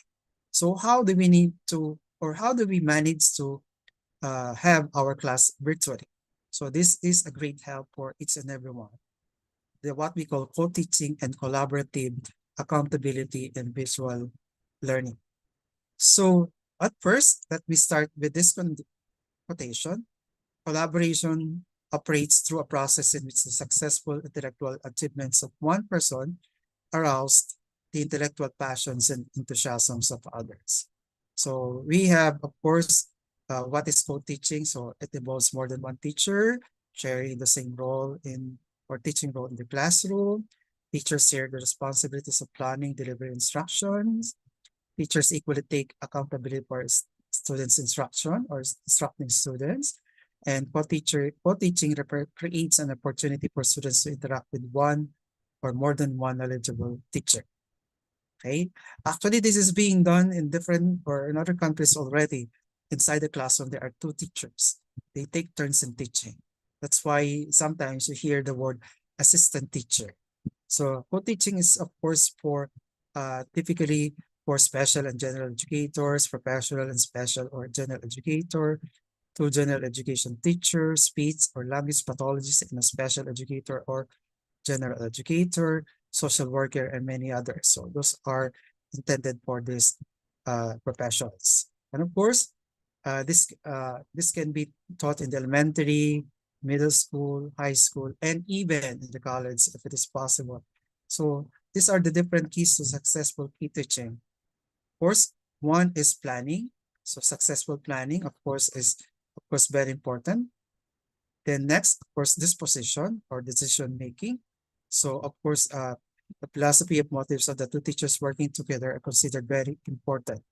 And then next, we have evaluation. You need to evaluate at the end of your class or at the end of a particular term what had transpired in order for you to at least make some adjustment. So if the co-teaching process is only beneficial for a student with a disability to gain social skills, yet everyone else cannot learn because of disruptions or because the curriculum is being modified for everyone, then these teachers must talk about this issue and how to more effectively address the students' needs. Next, of course, these are what we call barriers. So there are still barriers because of the time. And then, of course, the grading system. And of course, the student readiness, the teacher readiness, and of course, high stakes testing. So these are considered as the barriers to effectiveness of co-teaching. So you have to consider this and you have to take consideration for you to be able to at least accomplish or perform your duties and responsibilities as co-teachers. Next, of course, common co-teacher models and strategies for distance remote learning. So we have the parallel teaching, teaching and observing, and of course, what we call teaching and assisting. Parallel teaching means divided into two groups and each teacher delivers the same information. While teaching and observing, from the word itself, this type of co-teaching occurs when one teacher delivers instruction while the other teacher observes the students as they are learning and working. And the third one, teaching and assisting. Teaching and assisting occurs when one teacher delivers instruction, then the other teacher assists students as needed. Another is that, of course, we have what we call alternative teaching. We have small group teaching or stations. And then, of course, team teaching. Or the alternative teaching happens when one teacher delivers content to a large group of students and another teacher instructs a small group of students based on the student needs. So they are divided into groups, while the one had the bigger student population, the other one has a small one based on their needs. Then the next one, small group teaching or stations. This occurs when each teacher teaches a part of the content to a small group. So part by part, so they divide the lesson or the discussion within themselves. And then they have, or they use as the what we call breakout groups in Zoom or in other social media platforms where it is possible to have a breakout session. And then of course, the team teaching. So team teaching is a type of co-teaching in which both teachers deliver instruction at the same time, taking turns instructing and observing and assisting. Okay, then next we have this one, best practices for virtual co-teaching. Of course, the first one is treat virtual co-teaching as a new relationship. So in many ways it is. You have to treat it this way or else you'll be doomed or you'll sacrifice. Co-construct a plan for routine collaboration. Remember, this is what we call co-teaching. So the two of you must plan together and decide together and finalize together. Prioritize and expand co-planning for both synchronous and asynchronous learning. So time devoted for synchronous and asynchronous learning or topics and lessons must be divided equally. And then utilize breakout room for alternative, parallel, and station teaching. So you have to really study how to use the Zoom or any platform with what we call breakout session. Then next, you have strategically co-plan for student interaction every 3 minutes so that their student engagement will continue. They will not get bored. And closely monitor student participation and provide appropriate and specific feedback. Wherein, of course, feedback is very important so that learners know that you are looking at them and you are making important or you deal them as important. Okay. And then the next one is it should be forceful, timely, and of course, specific for your feedback and comprehensible, meaning it's easy to understand. And then offer virtual office hours for students and families. So there's what we call an office time or a discussion time or consultation time for each and everyone, for the students and for their families. Okay, so virtual team teaching allows students to be or to see both teachers. So you have to open your cameras and then identify each other's strengths and designate roles and responsibilities accordingly.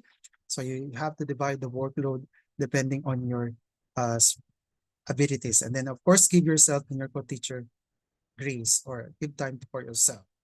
Okay. So for teachers, social distance has not meant relational distance. They are proving over and over again just how much they are. Okay, so of course, you have to have this as a tip for partnering virtual in co-teaching during distance learning. You have to meet weekly if as much as possible if there are not enough time. And then, of course, make sure that both teachers can access all online platforms and resources being used. Next, you can have it, of course, use be in your language because you are two in teachers. Establish a routine for getting work done. And then, of course, you can have decide how you'll assess your student growth together. And then, of course, share successes because this is what we call co-teaching, collaborative teaching. And of course, you need to really combine this together. So with collaborative teaching and together with the multiple intelligences, I think if this will be put into practice and put into reality, success will be obtained, okay, as part of this 21st century learning. And of course, by empowering our learners. We cannot empower our learners if we don't have the idea or if we don't know our learners' intelligences or needs. We will be empowering them by giving them specific activities or specific lessons or topics that are intended for their specific needs. That's why in the Philippines, we oftentimes have what we call differentiated activities. Even though there's one particular performance task, we group them according to their talents and give activities in connected with their talents. Okay, I hope that can be that will be enough, and I hope everyone was able to at least acquire something that is relevant, especially now that we are back into what we call the normal, not the new normal. It's the original normal of the teaching and learning process where learners goes to school, report to school, see their teacher, socialize with their teachers and socialize with their fellow learners. Again, this is Professor Dr. Cruzita from the Philippines saying good day, terima kasih. Terima kasih, Professor Zita, for your nice explanations. Once more, please give applause to our second speakers, to Prof. Zita from your room. Thank you so much, Prof. Zita. All right, Prof. Zita has already delivered, explained about, actually there will be 7 intelligence, but nowadays becoming 9 intelligences, and how we have to develop our multi-intelligence, especially as a students, because when you study in your department and then after graduate you will be a teacher, of course you will meet your students, and then how you can be a professional teachers after studying in this department. And then Professor Zita also give us about some of the method, the model, namely co-teaching.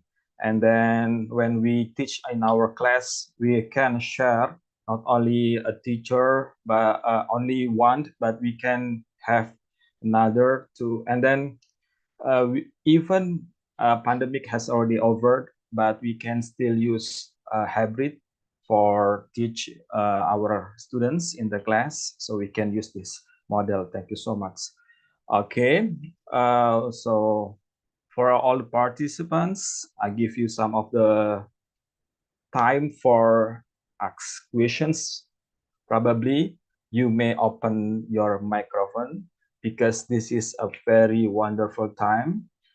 We can meet Prof. Nada from Croatia and also from Prof. Zita from Philippines. Is there anyone here to ask questions?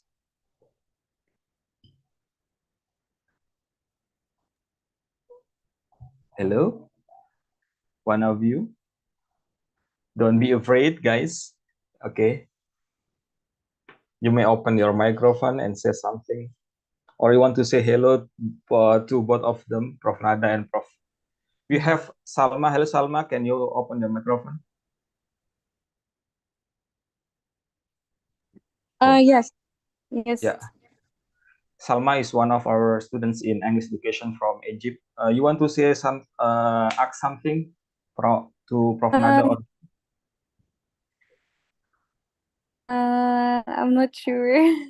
Hello. Hi. Welcome. Hello. Nice to see you. Nice to see you too. Okay. Okay. Nice to see all our amazing students today. I'm so happy. And now I'm ready to go and happy to be with you all here this morning with our famous great moderator, our great Dr. Like, everybody. Okay, thank you so much. Okay. Okay, there is no some questions. I have a Okay. question to Okay. Professor. Yes, Prof. Like. Yes, Prof. Hello.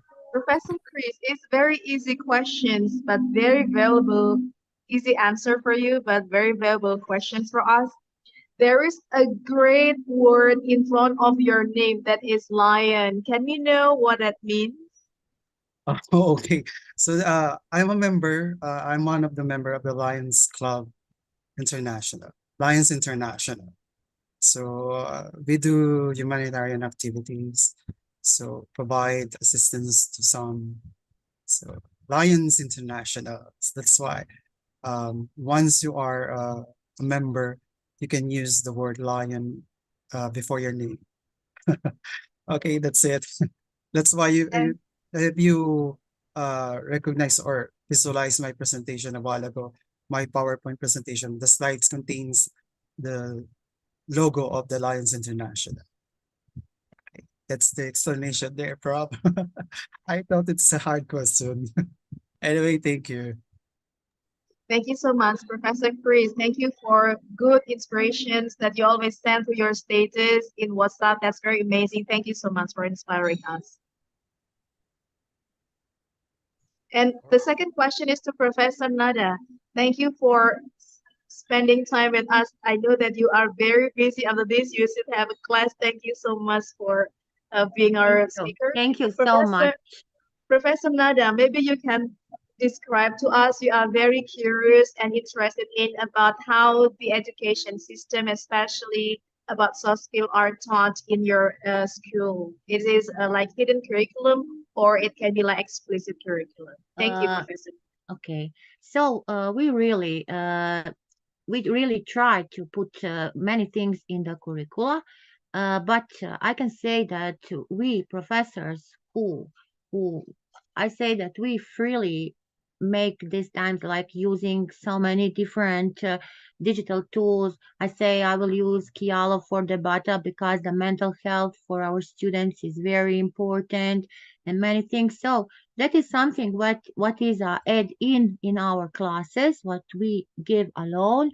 And in curriculum, we don't have so many subjects that it is maybe the students who have the psychology for this, but I know that me and many my colleagues are doing the same because this is for us most important. How can we inspire? How can we motivate students if they are under stress, they don't feel good, we see that they have problems. So that also depends about us. And maybe in the general schools is more involved, but in vocational we all are trying to give our best.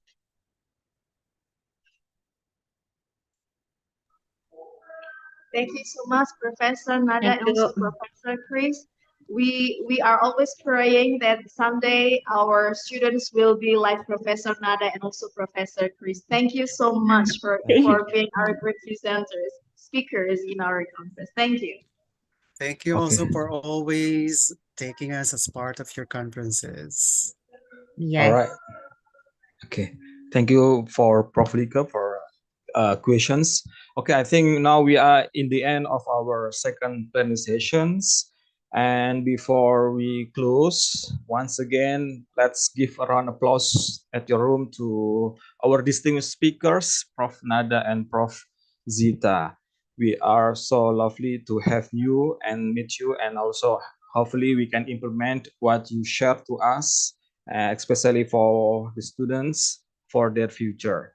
And then let us taking photo together to give that to this moment. So I hope all of the participants, you may open your video, and I need one of the committee to help me to take the screenshot. All right. Okay. Everyone, please open your video. We are going to have photo sessions. Okay. Ready? 3, 2, 1. Okay. The next slide. 3, 2, 1. With informal gesture maybe. 3, 2, 1. Okay, thank you so much. So once again, I am Harir Mubarak as moderator in this second planning session. Would like to apologize if you find many mistakes during the sessions, and have a nice weekend and good luck everyone. Thank you so much Prof. Nada, Prof. Zita, and also Ibu Professor Lika Yeah, Raskova. thank you. Bye. Bye. Bye. Bye, everyone. Bye.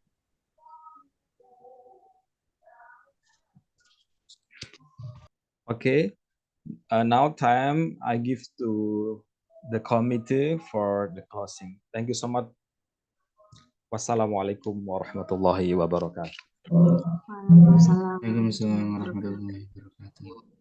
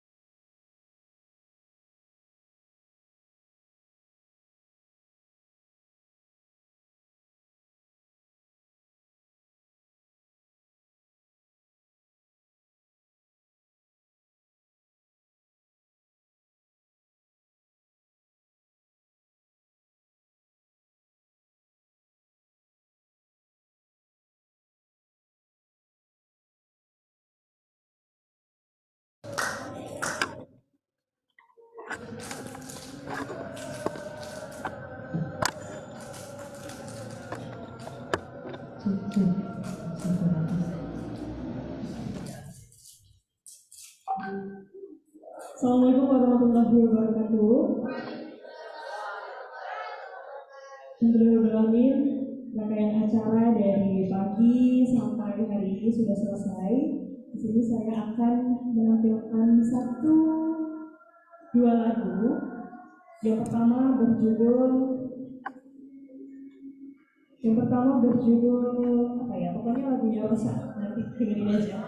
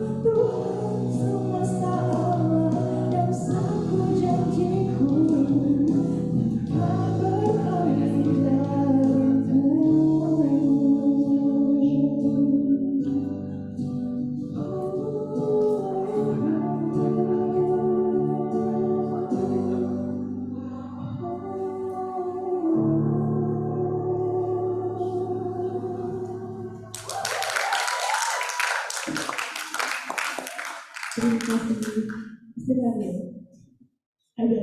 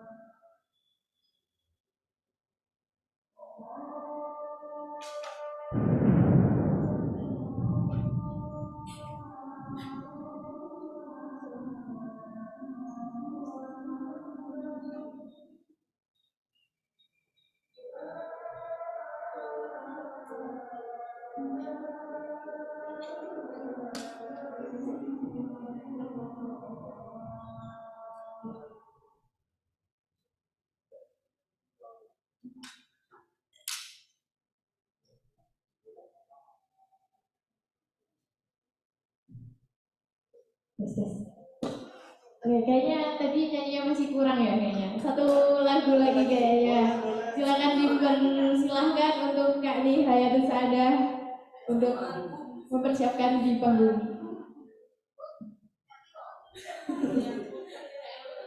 Oke, satu lagu ini judulnya Amin Paling Misterius. Maksudnya untuk amin untuk kita semua. Mungkin aja.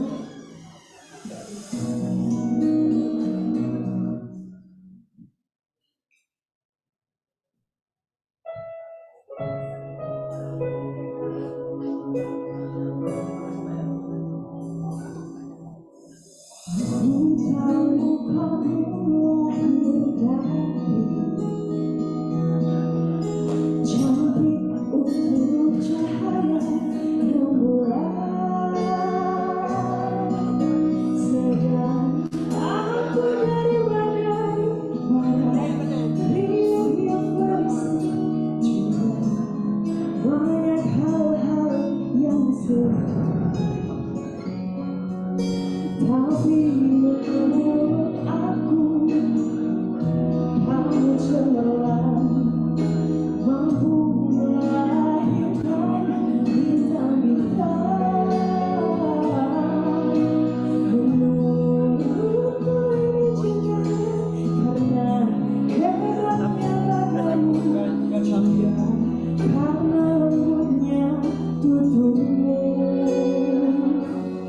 Mari kita ketuk pintu memahami paling serius seluruh dunia yang betah cantik dan lucunya gemuruh di samping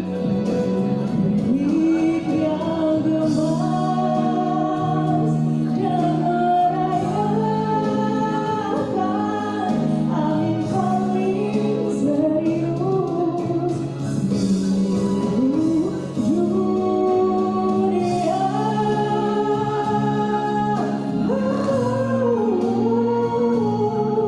Gemuruh berdiri di samping dengan rintik yang gemas dan merayakan angin paling serius dunia.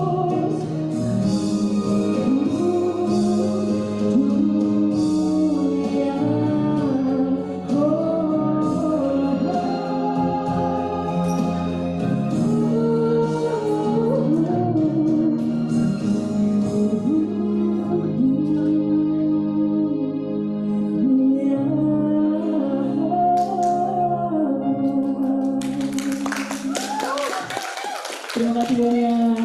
Assalamualaikum warahmatullahi wabarakatuh.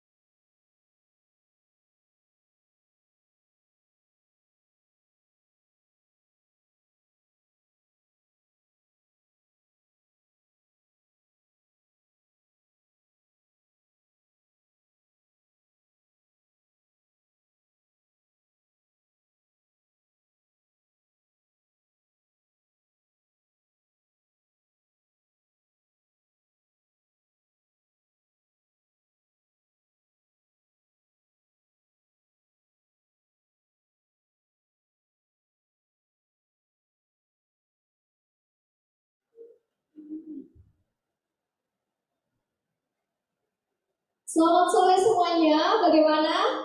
Masih semangat nggak hari ini? Kira-kira masih pada semangat apa enggak nih? Masih dong, apalagi hujan-hujan gini loh Kak. Pastinya masih semangat soalnya kelihatan dari wajah-wajahnya masih ceria, Iya. wajah-wajahnya masih bersemangat nih. Apalagi yang di belakang itu, ya Allah senyumnya. Masya Allah. Kira-kira Kak, untuk acara selanjutnya, sebelum kita lanjut, kita kayaknya nyari ini deh.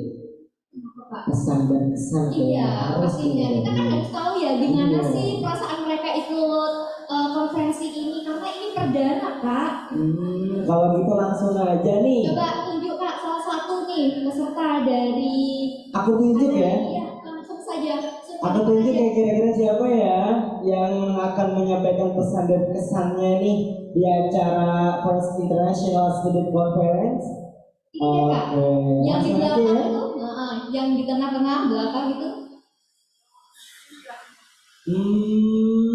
Kayaknya yang mau ngasih pesan dan kesannya adalah Mas Fikhan.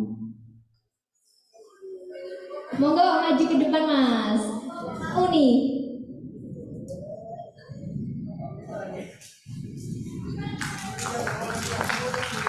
Beri tepuk tangan dong buat Mas, siapa namanya? Oh, Mas Ali. Perkenalkan dulu.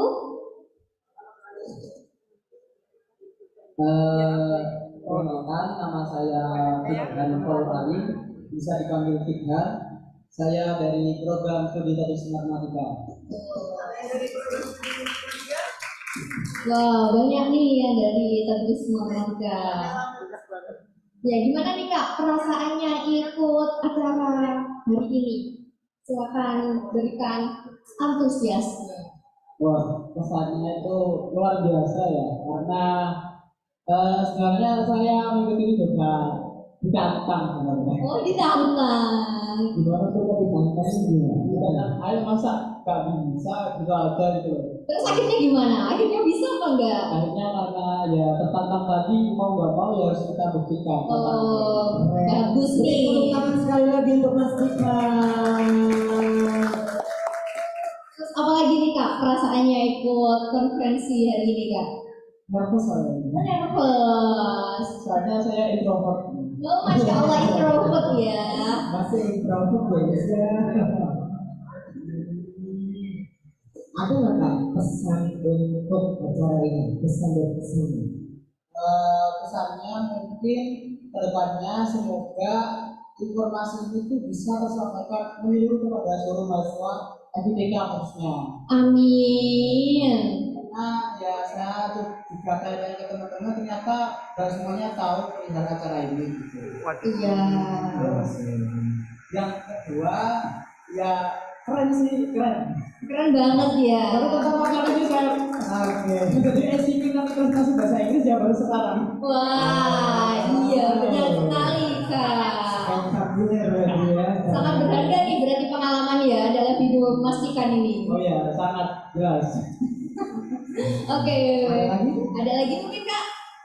Ya mungkin semoga tahun depan tambah baik lagi. Amin. Sama karena kan ini biasanya kan yang saya tahu itu kan pengumpulan presentasi itu kan bareng sama pengumpulan paper, betul. Nah, ini kan habis abstrak langsung presentasi.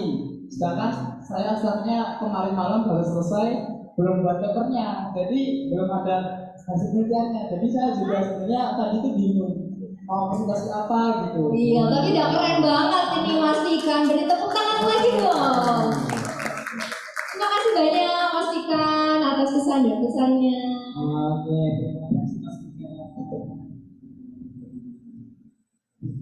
Ya, jadi teman-teman mungkin ada yang sudah mempersiapkan terlebih dahulu, ada yang mungkin sama seperti Mas Fikhan. Tapi ya kita di sini namanya juga di ajang konferensi, kalau dalam bahasa Arabnya fastabiqul khairat, kita berlomba-lomba dalam kebaik. Nah, Benar. bukankah begitu Mbak Aska? Betul sekali. Kalau dalam bahasa Inggris itu juga ada loh Mas. Gimana tuh? Nothing is impossible, everything is possible. Karena mereka semua itu pastinya ini pengalaman. Ada yang pertama kali, mungkin ada yang udah berkali-kali ikut konferensi ini. Tapi ini pembelajaran yang paling berharga itu apa Kak? Kira-kira? Dalam hidup, penghargaan atau apa ya, apresiasi terbaik itu adalah pengalaman Kak. Itu dia, pengalaman. Dan juga yang perlu diingat, man yazro yahsud, barang siapa yang menanam pasti ia akan memati. Oke Kak, ini kurang lengkap deh Kak kalau kita nggak manggil satu lagi. Betul. Pesertanya yang cewek mungkin ya Kak ya. Kira-kira siapa ya? Ada yang mau maju? Ada? Oh, kita langsung aja ya Kak, tunjuk. Aku jemput nih, yang mana ya?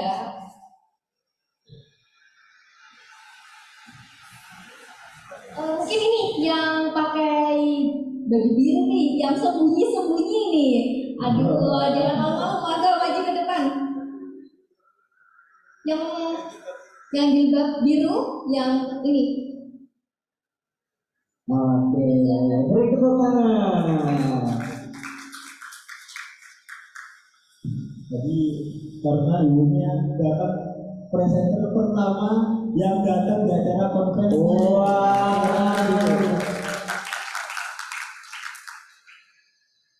Nah di sini Kak. Oh enggak, kenalkan terlebih dahulu.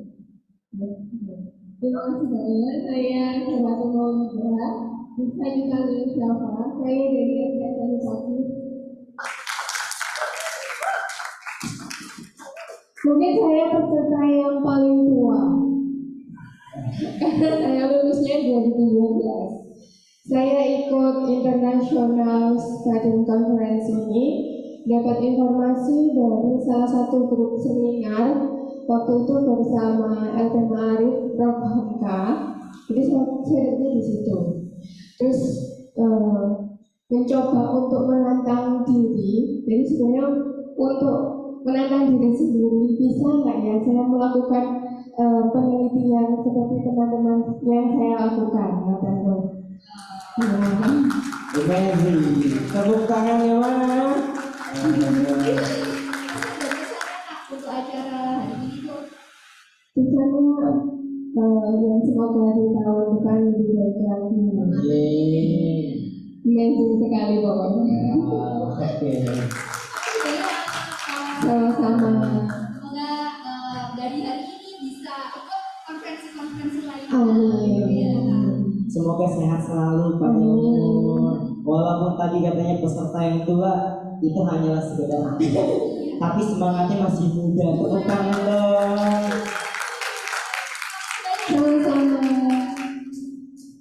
Oke, Kak Aska, kayaknya langsung aja deh masuk ke acara yang kita tunggu-tunggu. Benar sekali, udah pada deg-degan nih Kak. Nah itu dia. Kalian kira-kira sedang menunggu apa bagaimana ini? Ya sudah menunggu dong Kak. Tapi kata dia menunggu tuh gak enak loh Kak. Benar sekali. Oke, langsung aja ya. Langsung aja. Oh bentar, sebelum kita pengumuman ada apa aja nih Kak nominasinya? Nah acara selanjutnya yaitu awarding. Nah nominasinya yang pertama ada the best abstract. Benar. Yang kedua ada best presenter. Dan yang ketiga ada favorite presenter. Oke.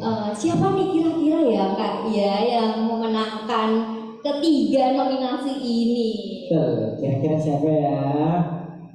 Kayaknya dari muka-mukanya nih udah mempersiapkan dirinya untuk maju ini. Iya Kak, benar. Oke, kita langsung aja Kak, langsung satset ya kita panggil untuk pertama best abstract.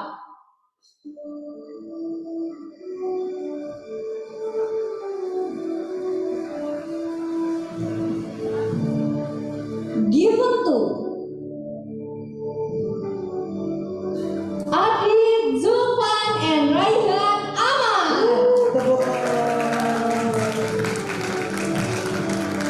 Untuk depan untuk menerima penghargaan.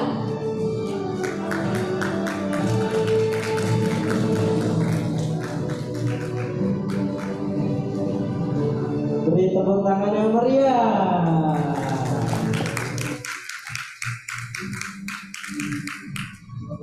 Dan kepada Ibu Hidayah Hanifah MPD, silakan.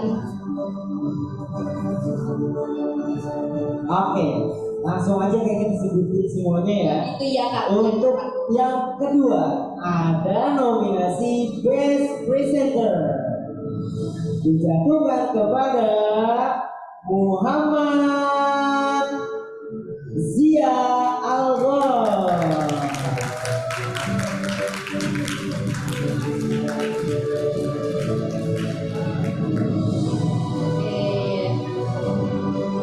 Dan selanjutnya yaitu favorite presenter given to Ajril Akmal. Beri tepuk tangan untuk Ajril Akmal.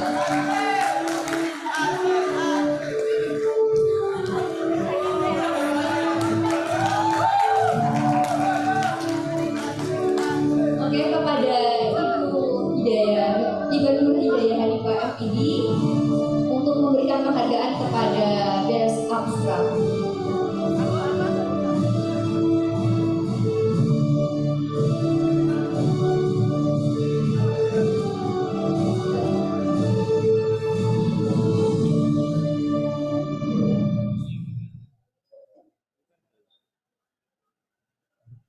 Sekali lagi beri tepuk tangan yang meriah. Best Abstract Adil Zulmami dan Raihan Aman.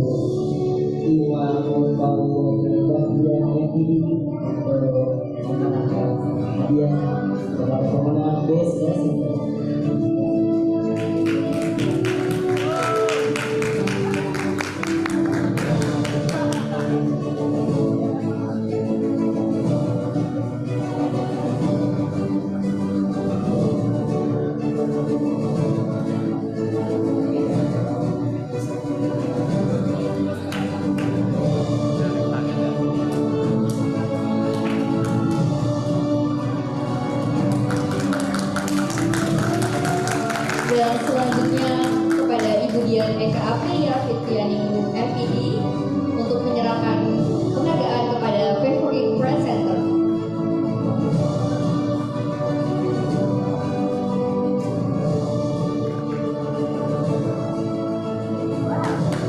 Give applause.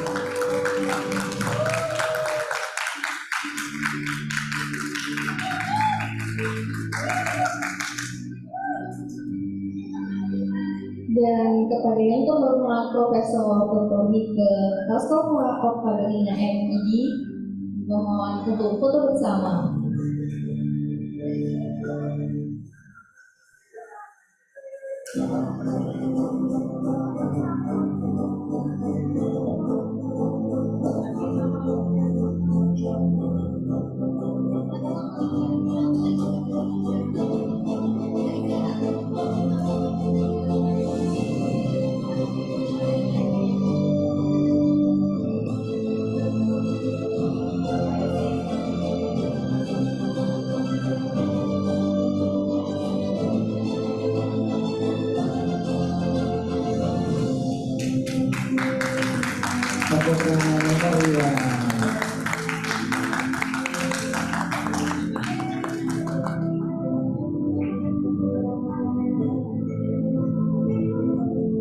Wow, wow, wow, wow. Terima kasih. kasih.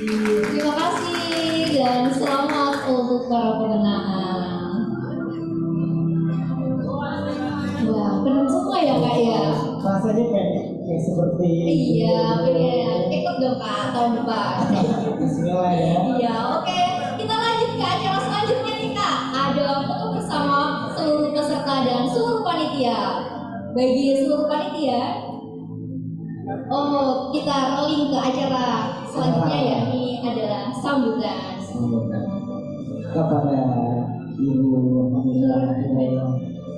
Kami persilakan untuk memberikan closing speech.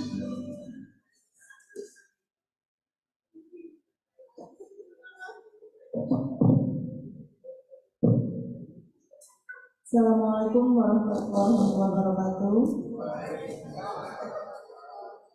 Yang kami hormati Ibu Ketua ICP, Ibu Profesor Dr. Hajah Raskova Oktal Betina MED. Yang kami hormati Bu Ima, yang kami hormati Bu Dian, yang kami sayangi anak-anak HMP ICP, dan yang kami hormati peserta International Student Conference. Alhamdulillahirrahmanirrahim, acara kita dari pagi sampai sore ini yang ditemani oleh hujan syahdu berjalan dengan lancar. Alhamdulillah, ini berkat teman-teman semua ya yang hebat-hebat semua, talent-talent yang hebat dan peserta konferen yang sangat hebat sekali.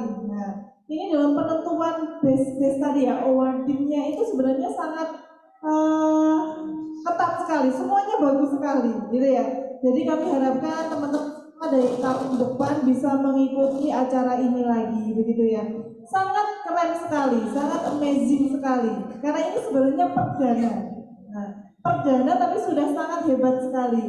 Hibrid ya, offline-nya hebat, online-nya juga hebat sekali. Nah, pesan saya juga selaku dari mewakili Bapak Ibu pengurus ICP, semoga teman-teman semua semakin sukses, semakin hebat, semakin bersemangat dalam membawa kebaikan dan berbuat kebaikan. Itu yang biasa ditanamkan oleh ibu kita, Ibu Lika, begitu ya.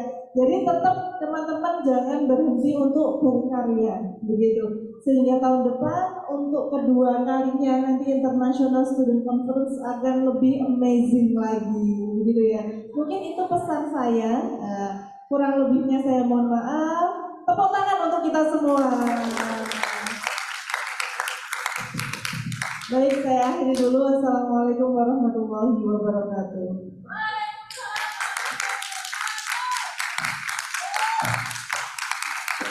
Terima kasih Bu Hamidah. Wah, udah gak terasa nih Kak, udah semakin sore nih. Wah, kayaknya emang waktu sudah menunjukkan pukul 3:30. Benar sekali. Saatnya kita langsung ke sesi foto bersama. Untuk yang pertama, yakni foto bersama seluruh peserta. Dimohon untuk seluruh peserta. Kepada seluruh peserta untuk berdiri dan maju ke depan karena kita akan mengadakan sesi foto bersama. Kita dulu yang di depan ambil kursi lagi, kayak gini. Dua lagi, duduk empat. Nah, untuk semua presenter, monggo bisa maju di depan. Ya. Dua. Nah.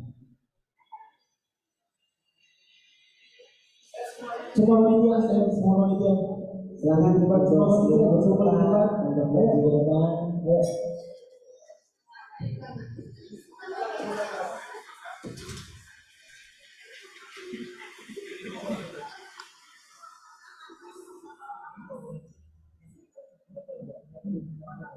Selamat untuk menaiki panggung.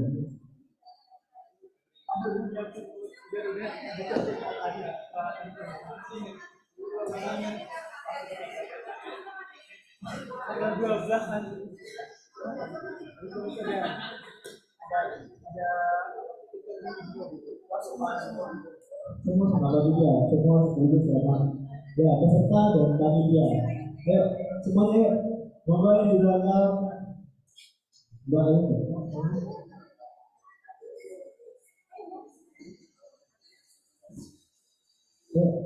Atau mungkin Bapak Ibu kan bisa menjadi kursi yang sudah disediakan hari ini.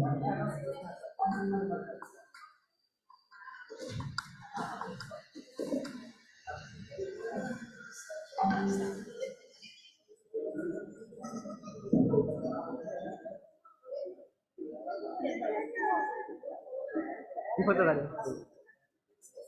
Kamu aja nih.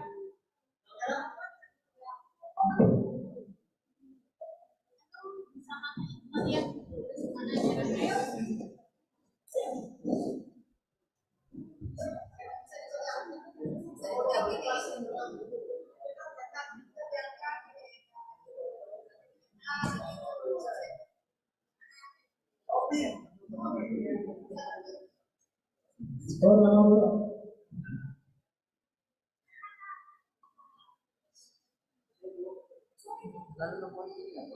Ayo.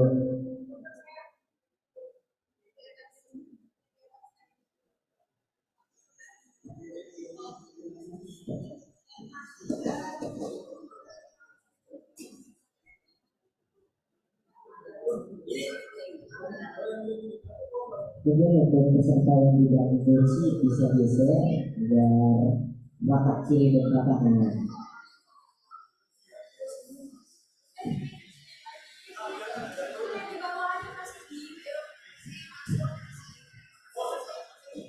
Yang cewek yang peserta di belakang boleh ke tengah, terus masnya yang ketiga itu bisa pindah ke sini biar imbang. Biar imbang. Tiga orang mungkin yang sebelah sini bisa pindah ke sebelah sana.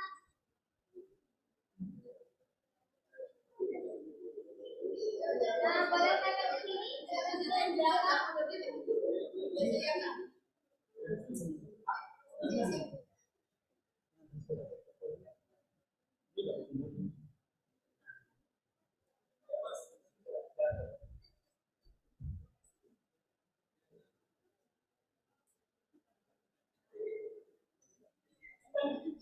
Ya. Ayo sekarang bersiap. 1, 2, 3. Lagi. 1, Bebas, 2, 3. SCP, kalimat K, baru titiknya ke atas. 1, 2, 3. Gaya bebas, gaya bebas. 1, 2, 3.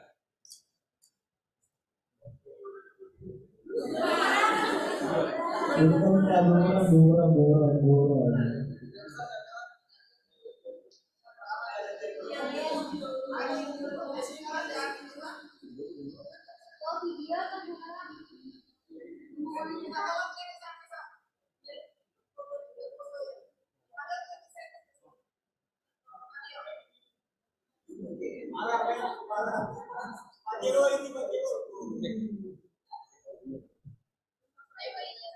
Siap,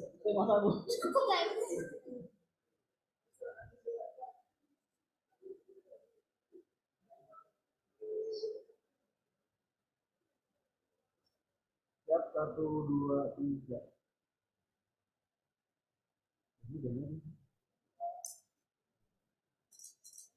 Satu, dua, tiga.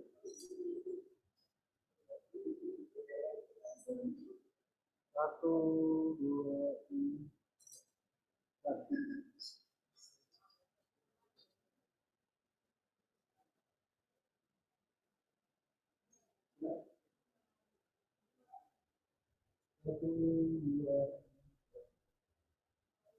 Satu, dua.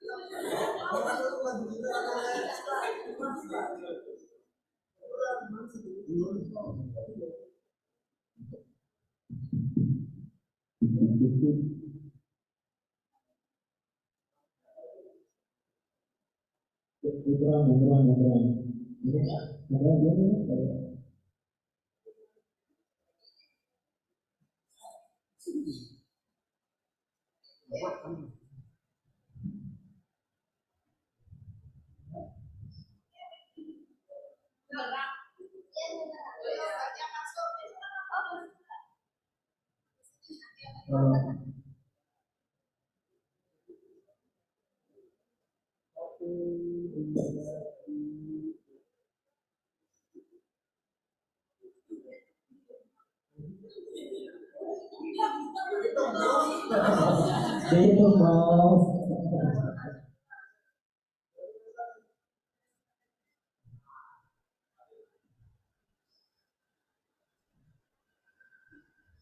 Sesuaikan gerakannya dengan semuanya. Bawa. Satu, dua,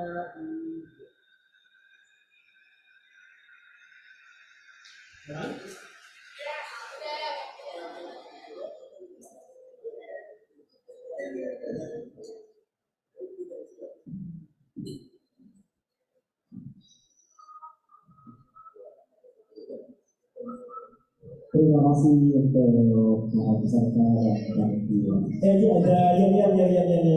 ya. Nah, ada salamnya enggak? Pertama. Ya. Disco 2023. Excellent. Great and excellent. Great and excellent. Boleh. Gimana Mas Wabid? Great and excellent. Great and excellent. Oke, berarti aba-abanya disco. Jawabannya great and excellent. Tangannya gini nih. Great. Ya, great. Ya.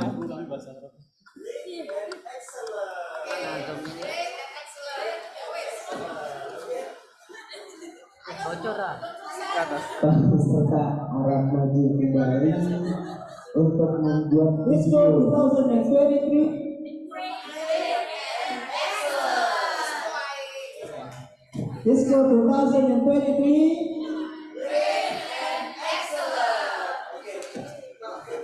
Dek, si Rabu kelihatan deh.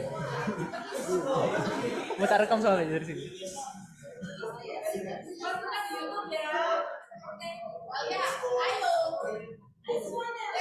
Semuanya, monggo. Mas bangga sama Semuanya, monggo. Kelihatan. Kita jalan lagi. Monggo, kita jalan lagi terakhir. Janji ya. Ya, briefing.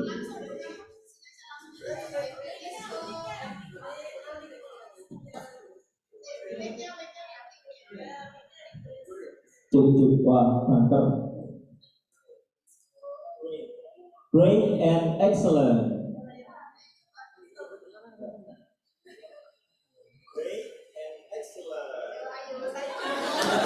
Yo, mulai.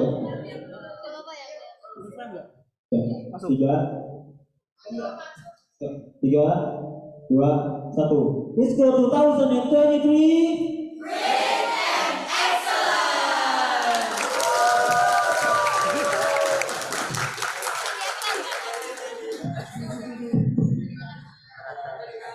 Thank you very much.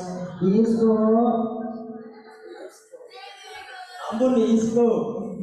Iis. Ini kamera reggae. Bukan yang kecil. Bingung semanggung. Namanya itu.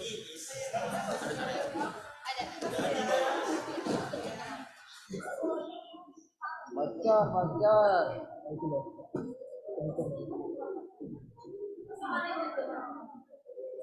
Jangan balik bocor.